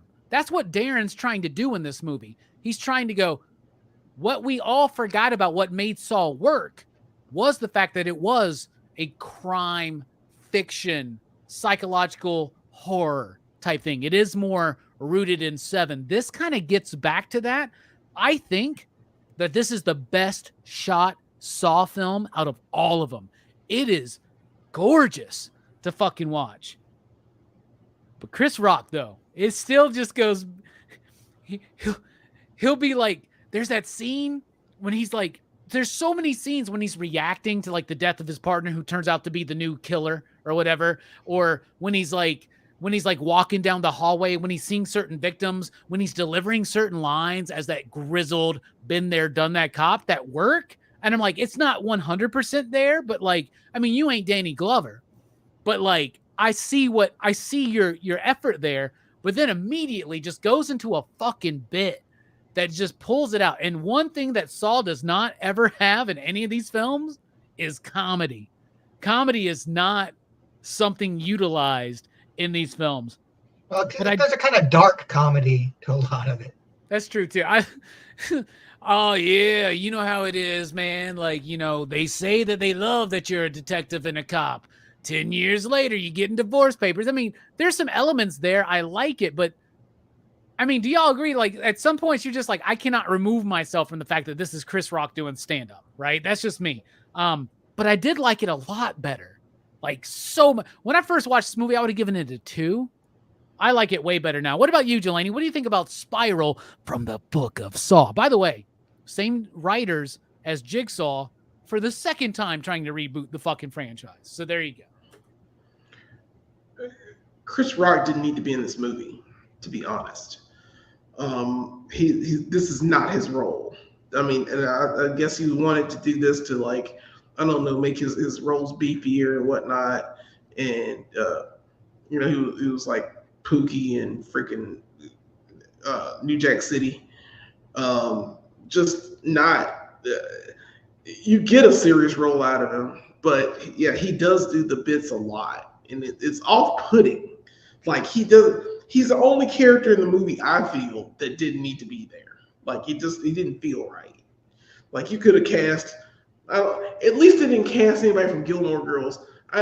Because like 4, 5, and 6 felt like proceroral. I don't know, man. They could have cast the main weird. chick from Gilmore Girls. I'd have been happy with that, bro. She can get it. Yeah, she can get it. Both the Gilmore Girls can get it, but that's beside the point. This movie is just uneven. It's beautifully shot. You're right. It's the most colorful of all of them. It's Like, beautiful, man. It's gorgeous, man. It's a really, really well put together movie. I do like the trap of the tongue and the arms. The subway? The Dude, subway that scene. shit's so fucking That is awesome. I'm crazy. glad you mentioned that, dude. Yeah. That's like one of my favorite kills in the whole It's- thing. Because it's all dude's beautiful. got to do is just drop. You know what I'm saying? Yeah. And I love But how it's his everything is tongue. like it gets back to the idea that all of it makes sense. You know, that you have to be clever with it. This dude speaks lies on the stands. Remove his tongue. This dude's got a happy trigger finger. Pull his fucking Pull his fingers out, off. dude. What a fucking oh Yeah. man, that's a gnarly scene too. And like the fact that that's happening, and you were watching it, it's very visceral. That's exactly what you're trying to see. And it's I just it's moved my painful rating to up a watch. half of you dig, just so y'all know. I just literally did that on air. You just wait. Really? Just wait. That just You happened? don't even know. Wow, damn, dude. But yeah, it felt like it's like Maggie Gyllenhaal in Dark Knight. Just didn't need to be there. Just Where's one the of those detonator? things. Yeah, the detonator. But it's strange to watch it. But like I said, I love if you're killing cops. I'm all about that shit. There's something about this I really enjoy. I wouldn't have watched this one in the theater anyway. I didn't watch it in the theater either. I was just like, there's another Saw movie. I've already seen them. I saw the final chapter. I'm done. I I'm honestly think this was the first And- movie I watched after the COVID lockdowns. I Yeah. think this was the first time This back. is the one you said. Yeah. This was my first time back after Bloodshot. Yeah. Oh God, Bloodshot. Jesus. I hate that's the last movie we watched in that theater. Anyway, but all in all, I mean, it's not a bad. It's not terrible. I don't get the fact. Well, the killer guy, you think he's dead, and like, oh God, his arm is all torn up, and you find out that there's another guy. Anybody that So- dies off camera on a Saw film is not Yeah. dead. It's not dead. Including, that's why Hoffman lives. Yeah, and Hoffman's trying to run around, but I hope that dude is in Tahiti, right? Like just sipping fucking rum runners or some with shit, half his right? face, with half his face missing. Yeah, You want to know how I got this scar? the scar. But I give this one a 3. It's fine. I mean, Okay. Samuel L. Jackson's all right, and he does say motherfucker 3 times in this movie. So It's in so his I'm okay contract. with that. Yeah, he's got to say motherfucker 3 times. at least. There's like a $10,000 bonus for every motherfucker, right? That he gives. That's why Tarantino's like got to have a blank check if Samuel's in his movie again. Yeah. But it's such a goofy, the ending is so goofy to me. It's just like, oh, he's puppet strings and the cops come out and they shoot him now. Oh, he died because the cops wanted to kill him. You know, one thing I And then do the guy like gets about up- this though, Delaney, is I get what you're saying. That bit, I thought that was so stupid the first time I watched it, where they pull him up on the fucking, but I actually like it because like where he pulls the gun and the cops just like blow him away and shit.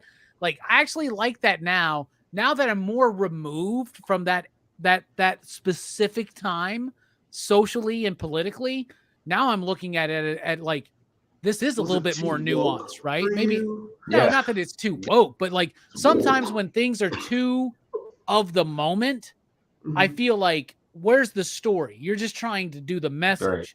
And now I'm a little bit more removed from that message. Because the I'm the not. Fuck the BLM stuff, police. that was something we were all about, right? Back to dead. I'm just saying we're a little bit more removed from it now. So it's like my reaction is not like I don't Got think me the on movie's film. virtue signaling, right? But that was Mhm. like something that I could have like been like, is that what they're trying to do? No, this movie actually resonates, Mhm. like, and it It reverberates does. like through time, backwards and forwards for me. You have a Actually, cop that shoots a guy for witnessing something, and then he dies by blown glass. I like that shit. dude, what about I that don't- one dude? He shot that fucking dude who pulled a guy over, and he's like, "Put your hands out," and he like flips him off. He just fucking immediately shoots Like him. shoots him. Like, Jesus They were in Christ, Title man. IX or whatever their rule was. It'd be like, well, we Oh shoot yeah, everybody. Section 7 or some Article. shit like Section that. 7. Yeah. We just shoot people. I mean, One thing I do like though, it this was is on a the nose. this is a copycat who's Mhm. trying to do their own thing. It's a different identity. It's a different puppet. It's a different voice. It's a different kind of like whole He's the vibe. spiral killer. Yeah, He was the exactly. spiral The killer. spiral killer. What about you, Steph? Jelani gave it a 3. What do you think? I'm with you there, Robbie. When I first saw this one, I didn't see it in theaters, but I saw it shortly after it came out online.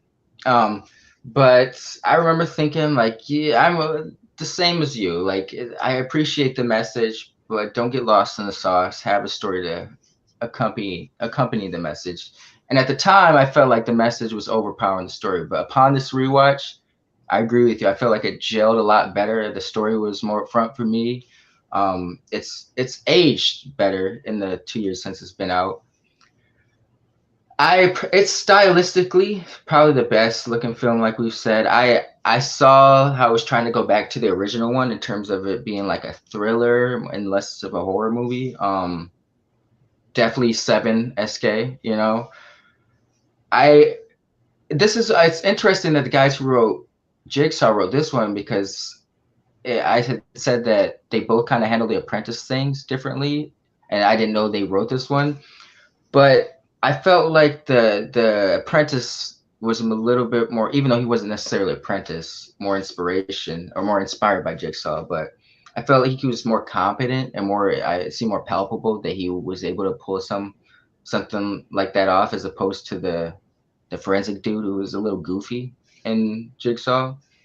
But at the same time, I was like, this guy's like a super genius, you know, if he was able to borrow all this from John, who's a smart man himself, intelligent, smart man himself. And I'm like, you lived, I mean, not to say he couldn't go on and do this, but that's just so many years of plotting and planning, you know, like he sees his dad get gunned down. Mm-hmm. To be a detective, sets all this shit up, and he's like, you know what, I'm going to take from this one super brilliant serial killer as well, put it on him. So I mean, it worked though. Overall it worked, but I did find myself like poking and prodding at that idea. I was like, it's, you know, for as smart as you are, I feel like you would you took a lot of time for this for someone as intelligent as that. You know, I feel like he waited quite a long time. That bothered me for a little bit, but overall, stylistically, it was really cool. Not Samuel Jackson's or Chris Rock's best role. I think Samuel works a little bit better just because the motherfuckers that. Chris Rock, bro, yeah, he tried. I gave him an A for effort, you know, but there's just something cheesy about him sometimes when he's trying to act like a badass, or just it doesn't seem believable. But as a grade, I'll give this one. I thought it was meh when I first saw it, but this is one of my favorites in the overall franchise. I feel like Jigsaw through X have been on an uphill. I'll give this one a 3.69. Ooh, I like that. I like that. By the way, Officers or Detective Shanks and Logan still out there. We can fuck around with that Oh, if y'all yeah. want to, right? They're still out there, and I like that he gets away at the end, right? And like when it's my favorite part of every Saw movie is in the third act reveal where the music starts going dun-dun-dun, dun-dun-dun, and you're like, oh shit, we're about to find out what's really going on, man. Hell yeah, good. What a consistent ass franchise, y'all. Yeah. Think about this, Brooks. What do you think about Spiral from the Book of Saw, aka Spiral? I hate like I think the title Spiral is cool, but the fact they added from the Book of Saw onto it is so fucking dumb. Like, what the fuck is the Book of Saw? They gotta still Saw in the title. They just know that most people are stupid and Yeah. will not They'd be realize like, Spiral.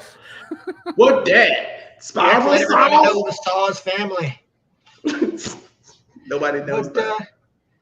yeah, this one was all right. Like, I remember like when it came out, people kind of didn't like it as much. So I was like, is this where it's going to get a little worse? But it doesn't really. I mean, it does. It's good in its own way. Like, there are parts where like, Chris Rock seems to be just like doing a bit just because, he's Chris Rock and, he's in, you have Chris Rock in the movie. He's going to do Chris Rock bits. But I like the idea of, justice for the police. I thought that was kind of a cool way to, have somebody like who's trying to do a Jigsaw thing, finding like a worthy target, and it tends to like Jigsaw's targets tend to like hinge on like what certain kinds of social grievances of the time, and that was kind of that's been a thing for a while, but especially around that time. But yeah, it's like it kind of balances out in a lot of ways. So yeah, this is another one I'd give a 3. Nice. I think Brooks had more fun with this than Texas Chainsaw Massacre. Oh, definitely. Yeah. Fanny, what do you think about From the Book of Saw, Spiral? Just like Jigsaw and Saw 1, I think it's very watchable. It's very well shot. Chris Rock, man. I mean, the bits where he's being Chris Rock, he's believable as Chris Rock. He does fine. Those are the levity in it does add a whole new dimension, and it works for that character. But every other scene, it's like, Chris, be pensive, be thoughtful, and he's like, Chris, be sad, and he's like, every fucking face he makes is the same fucking face. What's wrong with cashing checks from Adam Sandler? Like, what the hell is wrong with just being retired, getting checks, going and filming another grown-ups where you get to do water slides and shit, Chris? It's okay. It's all right. Because this was a period, well, not just this period, but I remember wide-eyed, bushy-tailed, still had hope. Manuel was watching Empire one night, and the main character, played by Terrence Howard, was in jail. And he had to go up against a drug dealer, big drug dealer, and it was Chris fucking Rock.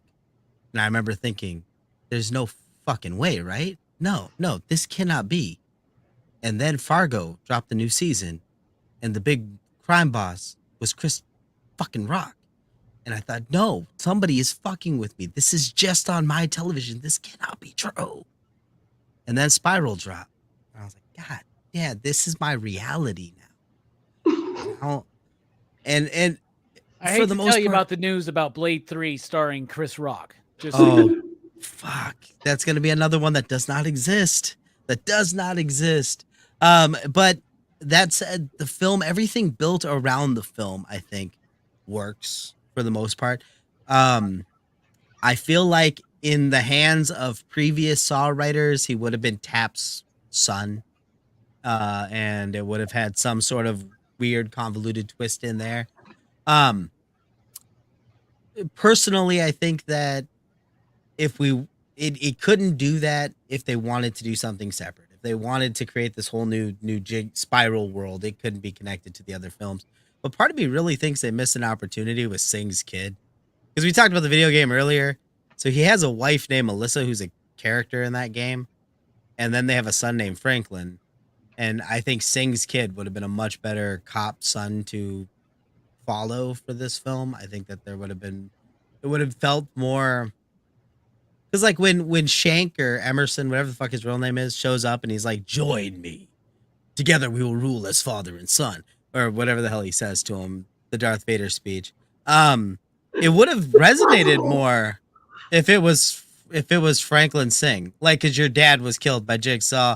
You see the corruption in the police force, the same police force that failed to protect your father. Yeah. Join me. And then Chris Rock could have been Danny Glover's son, right? Yeah. But I think you're describing the plot of Saw XX. I Saw hope 20, so. I think it's going to be that movie. I hope so. I hope that we just get into a room where it's like Gordon only knows surgical shit. Logan only is interested in killing people over petty, like, past feuds. And Emerson's only worried about killing cops. And there's like, they can't agree on that's like the next 3 Saw movies. And then Hoffman's still alive and so paranoid he stabs anybody in the throat that looks at him weird. That'll be it. It'll be like them getting the band back together. They'll still be like, we know what we need. We need Hoffman. And they're all gonna go and they're gonna find that Hoffman has been killing co-eds at some like camp or some shit, like, and they just have to recruit him back into the group. And then they'll have to get Logan's friend because she's the only one that can engineer the traps. It's gonna be a great franchise. And then it crosses over with Fast and the Furious XX. Fast XX. Next thing you know, Saul's be flying out of buildings and hitting other buildings. Fucking Dom is riding on a hacksaw that's bungee jumping off a cliff. Yes. Oh my gosh, I love it so much. So that was a very long way. So of me giving you my score, so I'm gonna give you the short way, which is to say, this film gets, I don't know, it's rewatchable. It's a 4. It's a 4. Damn, nice. Okay. I'm gonna echo what you just said. I'm gonna give this movie a fucking 4. First time I watched it, I would have given it a 2. I double that score. I don't know, man. I get exactly what you're saying. Chris Rock is trying to do this. That smell, like that face when you smell poo. Yeah. You know, that's what he's doing, but he does it so convincingly. I don't know. I think it's beautifully shot. I like the messaging. I think I'm more removed from the time now that I can actually view it with its story. And I think it's way better than Jigsaw as a potential reboot for this franchise. So a 4 from me and Manny, a 3 from Jelani and Brooks, and a 3.69 from Steph for a PCP average of 3.69, which means Steph was right. So there you go. Steph was right and Chris Rock was kind of right. All right. Believe it or not, the same writers that tried to reboot the franchise with Jigsaw and failed came back to do Spiral from the Book of Saw. They failed. They brought those fuckers back to do Saw X, man. It's the same writers from fucking this is the 3rd time. Actually, more than that, technically, because you can think that like Saw 4 is kind of a soft reboot in and of itself, right? This is like the 3rd time these writers attempted to reboot this fucking franchise. And apparently it works because most people love Saw X. Now, the director is David Grundhert, who was the editor of all the first 5. He directed 6 and 7, right? So he came back to direct the same writers from Spiral. That blows my fucking mind. You know, they're like, Jigsaw, that didn't work. Try it again. Spiral, that didn't work. Try it again. It's like, what the fuck? What are you, Fox Studios? You going to get the same dude to rewrite the same fucking Dark Phoenix story and still not get it right? Anyway, Saw X is not a prequel, but it's not a sequel. It's weird. It's like Saw. It takes place between 1 and 2, right? It's Saw 1.5, right? Is what it is. .lr. What? .lr. Not LR. .lr. Just like Spider-Man. Spencer Spider-Man. Oh, fuck. Last rights. I forgot all about that bullshit, man. Okay, I'm having fucking... That's giving me flashbacks to when Marvel was doing those point issues. Yeah, I'm having time. fucking flashbacks now, man. Oh, I blocked that out of my head. All right. Jigsaw is back. This is the story of when he tries to get his cancerous tumor in his brain removed by this non-FDA approved surgery that is done in Mexico that is just a bunch of people scamming him. It's a bunch of people that go around and scam terminally ill patients, take hundreds of thousands of dollars from them, do not do a lick of anything to them, leave them to die. They go off to another town. The plot to me is kind of dull, right? Because when I watch this movie, I go, okay, another motivation for Jigsaw? The insurance company wasn't enough? Dr. Gordon wasn't enough? The dude that killed his unborn baby wasn't enough? Like, Jesus Christ. How many first-time kills do we get from Jigsaw? How many... This is the moment that made... Like, what the fuck? Tobin Bell, though, great in the film. Great in the film. He looks older, but it works, actually, because he's in the depths of it right now. Yeah. But, man, and I hate to say this, because you can't help how you age. Amanda is obviously 20 years older in this movie, man. And it's like so obvious. I'm like, I can suspend disbelief in these Saw films to a point, but that one, like, bruh, come the fuck on. You're out of your fucking mind if you want me to believe that this is still set in like 2003 or whatever the fuck. All of the kills in this movie, by the way. There's some I really like. The chick that has to cut her own leg off with the razor wire, my favorite. Dudes who's not a surgeon, but pretended to be a surgeon, has to dig out his brain. You think that dude's going to be able to do that in like 90 seconds or whatever the fuck? Ain't no way. And that is ridiculous. This dude's literally going to get dumber as he's fucking, like, it's so like, I like it when the traps seem like, first of all, they're escapable. And secondly, that they're tied in thematically. These were tied in thematically, but none of these motherfuckers felt escapable, whatever. And then that shit with the end, bruh, where the kid just conveniently shows the fuck up. Get the fuck out of here. That's so goddamn stupid, man. So plot is dull. Yet another motivation for Jigsaw. Traps are okay, but simplistic and not believable. And I know that's saying a lot with how highly I've rated these movies. This is my least favorite Saw film. And once again, the modern horror audience, I don't trust y'all. You tell me Scream 5's the shit. You tell me fucking Exorcist Believer sucks. I disagree. Y'all are wrong. I'm right. Saw X sucks. But I still enjoy it. Because I like the eye sucking out bit, even though that's a fucking dream sequence, right? I like the fucking leg kill. So there's still an element of it that I like. So even the worst Saw movie for me is better than the worst of any other movie in any other franchise we've covered. It ain't Hellraiser. Which one is it, Brooks, that we hate? Revelations or Judgment Day? Revelations. It ain't Hellraiser Revelations for sure. You know what I'm saying? It ain't fucking Curse of... It ain't fucking Halloween Resurrection, right? And Rob Zombie didn't come close to this franchise, so that's nice. Yeah, I don't really like Saw X, y'all. I think it would have been better if Jigsaw was reborn with nanotechnology and he was in space. Delaney, what do you think? Should just like possess people. Like John Kramer's ghost just possesses the next Jigsaw killer. He jumps into his apprentice every time his old body dies. Yeah. And here's the other thing. Just because I don't like Saw X right now doesn't mean that I won't like it the next time I watch it. Because that's one thing about the Saw franchise is that I seem to like them more the more I watch it. Yeah. Delaney, what do you think about Saw X? Yeah. It was a mad movie. Like, Brooks and I watched this together. And, I mean, it had decent kills. Like, the leg, where the girl had to saw her leg off. Yeah, there wasn't no way in hell she was going to do that in time. Just like the brain guy. That stuff was like, you're telling me that the guy's going to be a brain surgeon, like right now. And he had 5 minutes. And I'm like, you have 5 minutes to saw your head open and then pull out a piece of your brain and put it in the thing. No, you're stupid. No, I'll just die. And the way he died was just like, that is awful. Like, that thing closes on your face and you're just dead. Oh my God. It was a mess. And a lot of things about this movie, they were very contrived.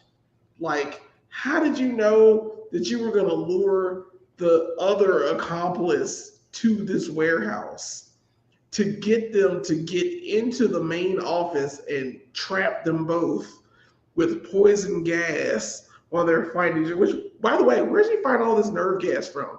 How did Amanda set all this up? How did he and Amanda set all this up together? There's a lot of work going on. There's a lot of, like, you just found this warehouse and now you've made all these elaborate traps and, like, you waited. Like, how long did it take for him to get screwed? Him to, like, call Amanda so she can come down to Mexico. They make traps in this warehouse that they know about, that the other people know about, and trap all these people. It was just, it's too contrived. The kid being there was contrived. The fact that you had to do the lever, pull, don't pull, pull, don't pull, that kind of thing. It was just dumb. They're splattering blood on each other. How did he get all that damn blood? Where did all that damn blood come from? Did he know he was going to be in that trap? Did he think he was going to put the main lady, and the boyfriend in that trap? And they were just supposed to pull the lever? Was it for them?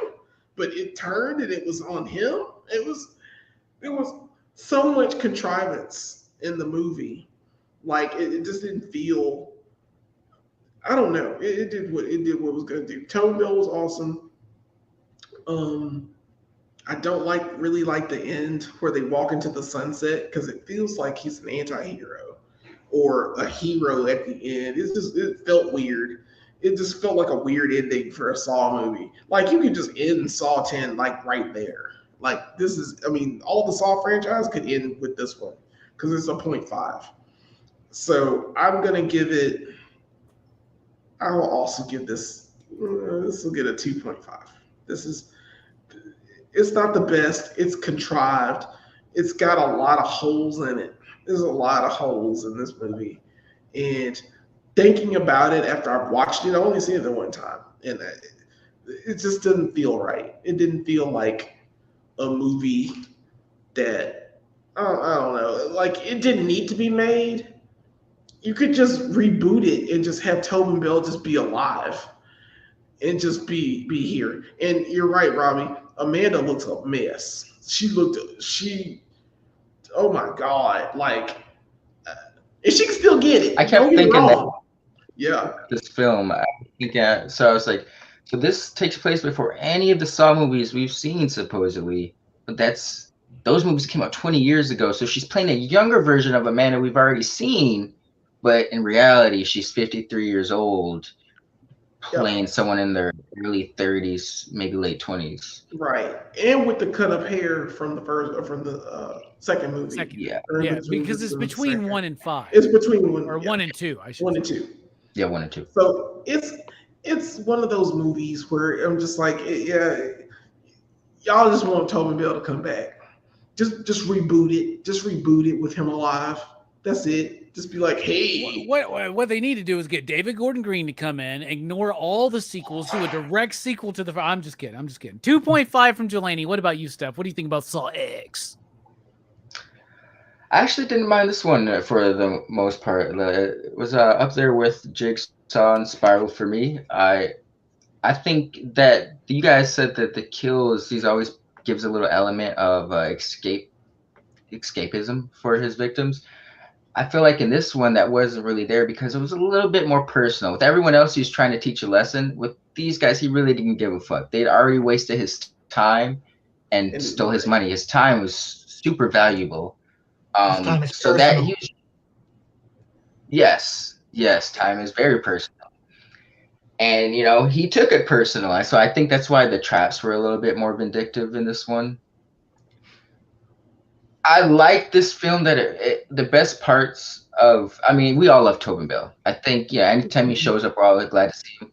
We get a lot of Tobin Bell in this film, so that's a really good thing.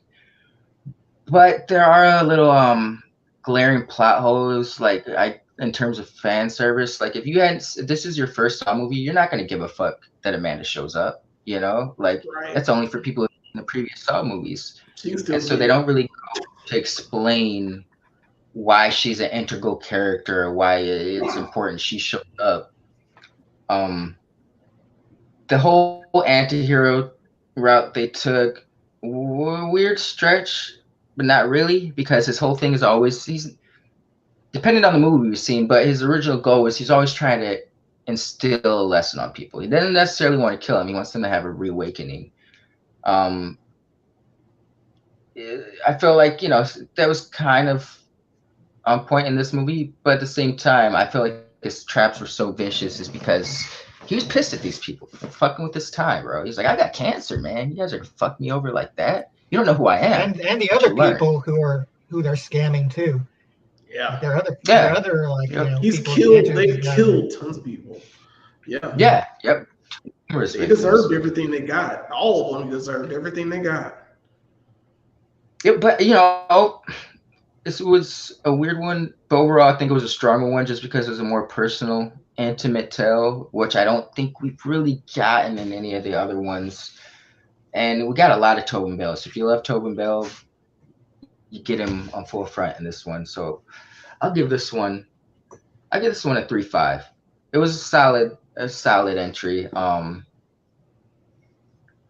Curious to see if they go where they go from here. If they continue with Tobin Bell, is it just going to be everything's going to be in between Saw X leading up to 2? I'm curious, but enjoyable. Yeah, because this movie had a budget of 13 million and made over 80. So there's going to be more Saw movies, 100%, y'all. So, and maybe they took the wrong lesson from it. 3.5 from Steph. What about you, Brooks? Saw X, man. How do you feel? Even though it wasn't in space. Though technically, we're all in space. Yeah. Technically. It was in outer space, which is disappointing. But this is actually the first Saw movie I saw in the theater, so it was an event. And I thought it was all right. It was, I liked the fact that it focused a lot on John. I guess the most John-centric Saw movie. It is. Like, we get a lot of, like, we get to see more of him, outside of just him being like a mastermind or him just, occasionally popping up to, check on things behind the scenes and then getting his little speech at the end.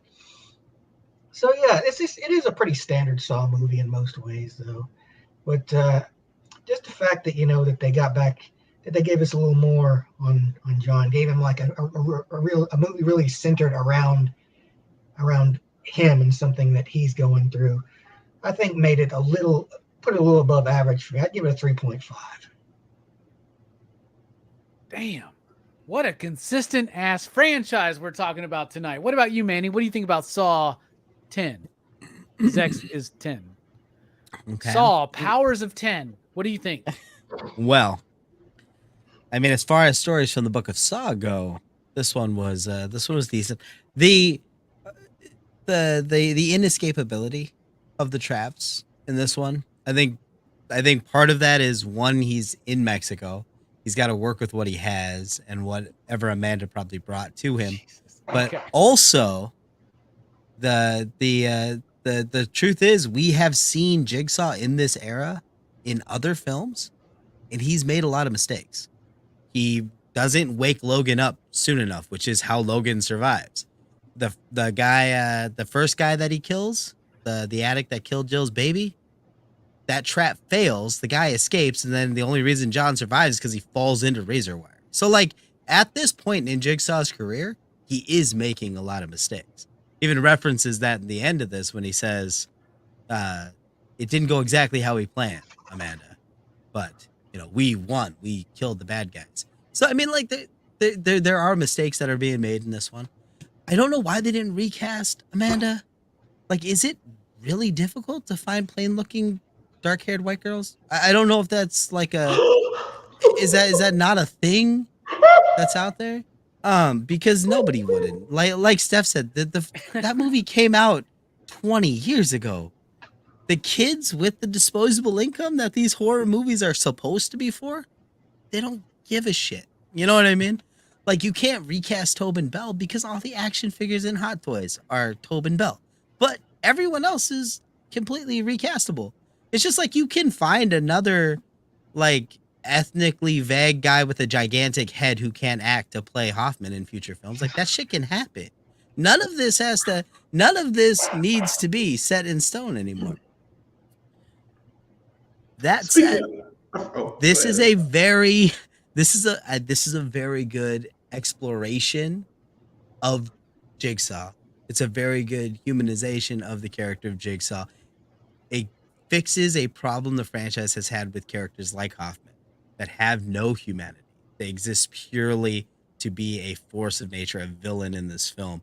Even Lawrence Gordon, Jigsaw's greatest victory, is now a dude who sits quietly acting strange at like survivor meetings. Like, his people are broken. This is a good opportunity for us to explore his character.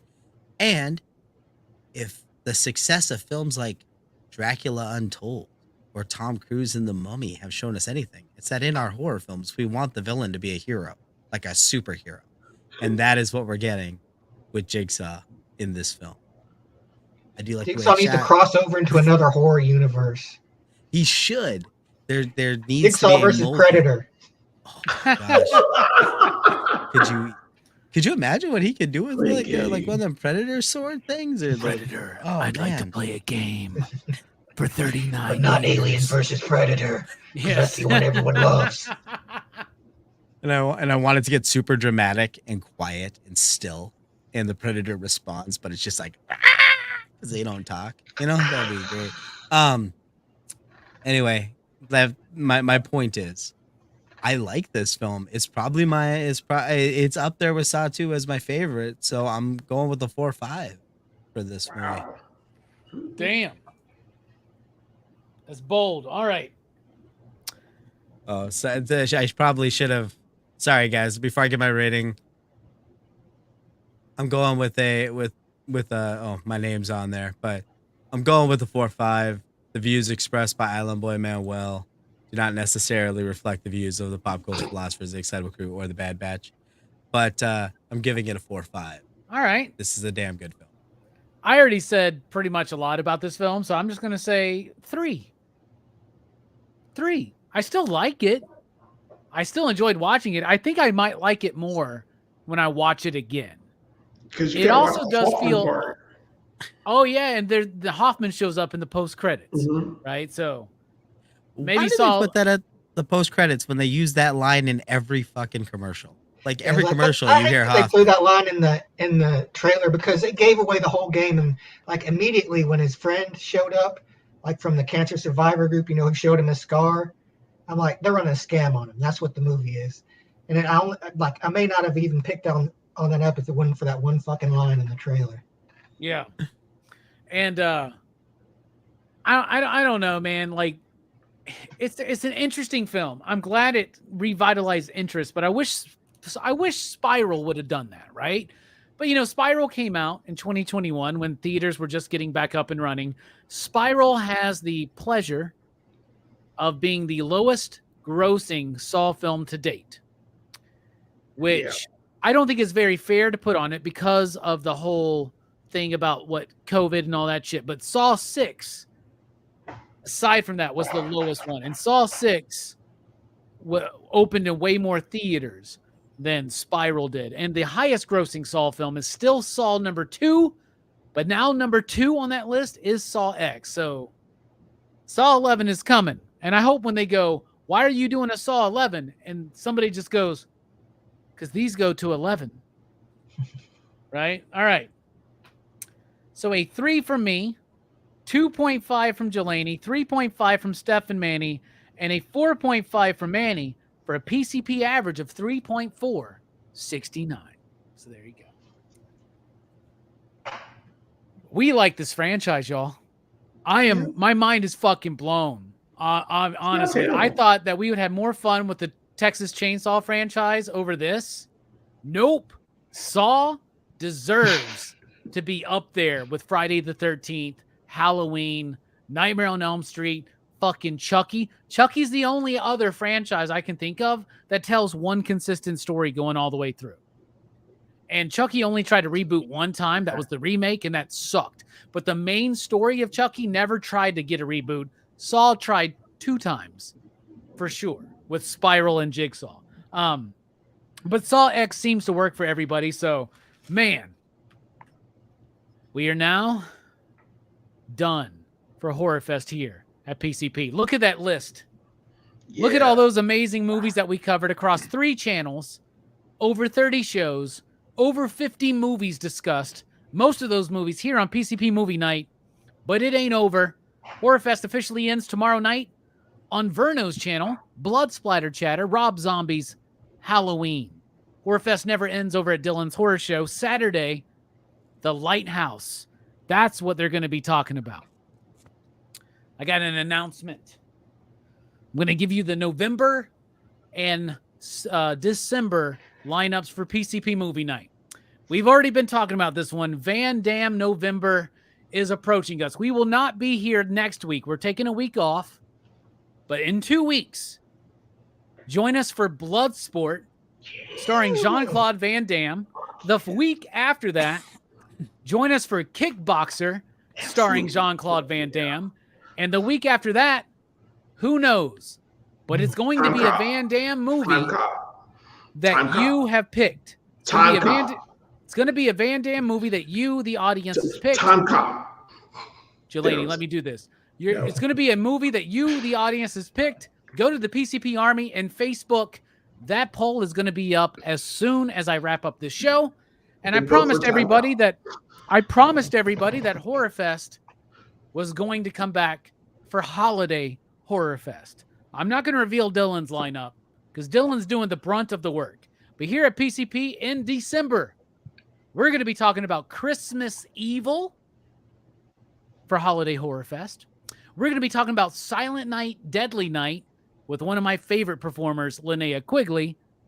And we're going to wrap up the year with New Year's Evil here on PCP Movie Night, Holiday Horrorfest. Jelani, thank you for being here. Final thoughts. Yeah, dude. Thank you for having me. Even though some of these merge together, the Saw franchise is pretty solid. I was surprised.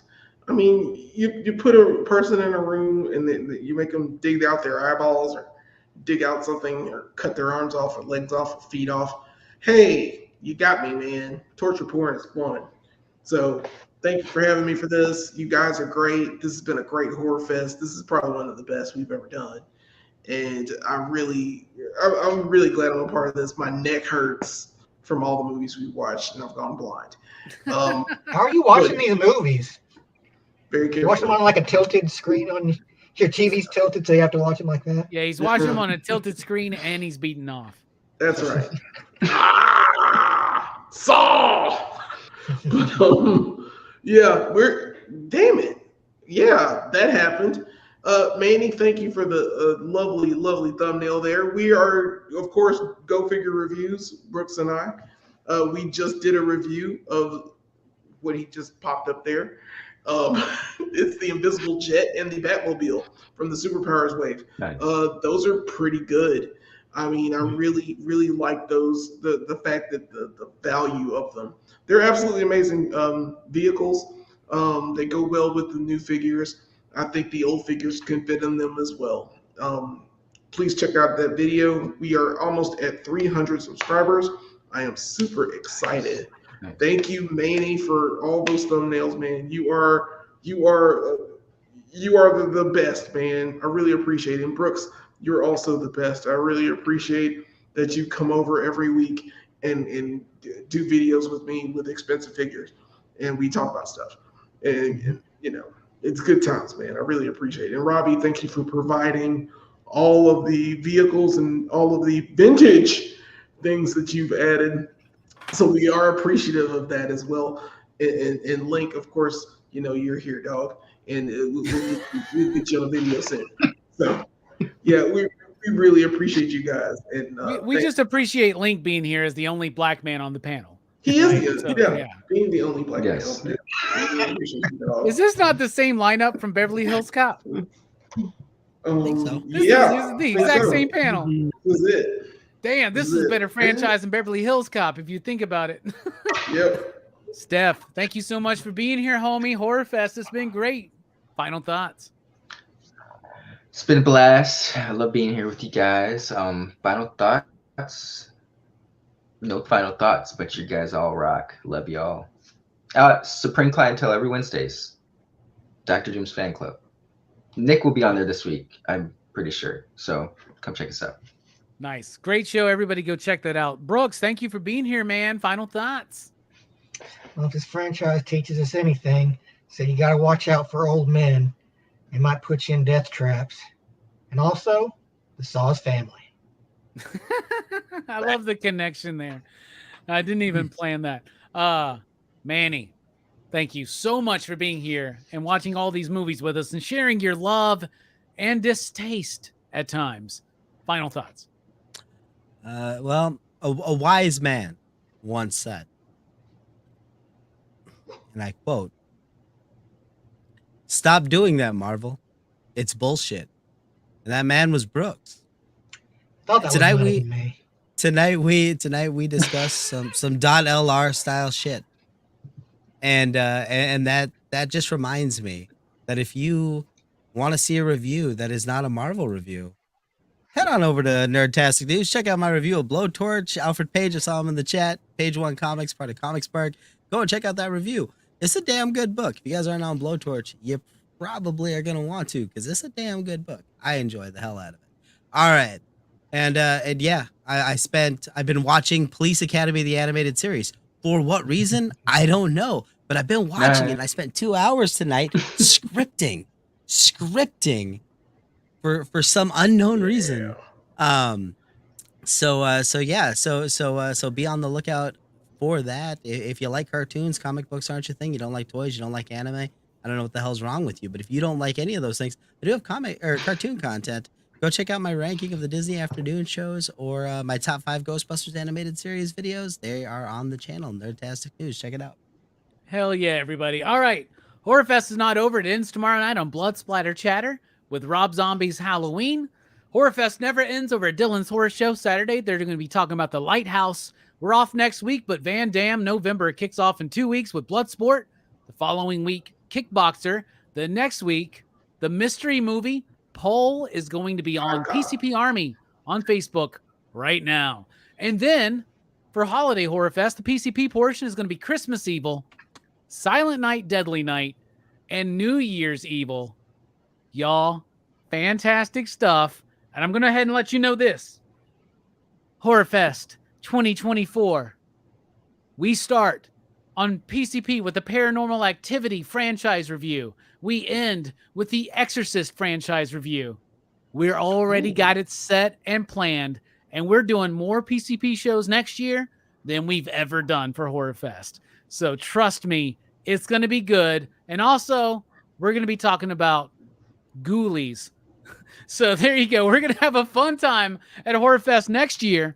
But you know what? It ain't even over, because PCP 2024 for movie night, we got one in the oven. We're very excited for it. We got a great lineup planned, but it's not over yet. And yeah, thank you all for joining us this Horrorfest. It has been the best ever. This has been such a treat tonight. And my final thought is this: game over.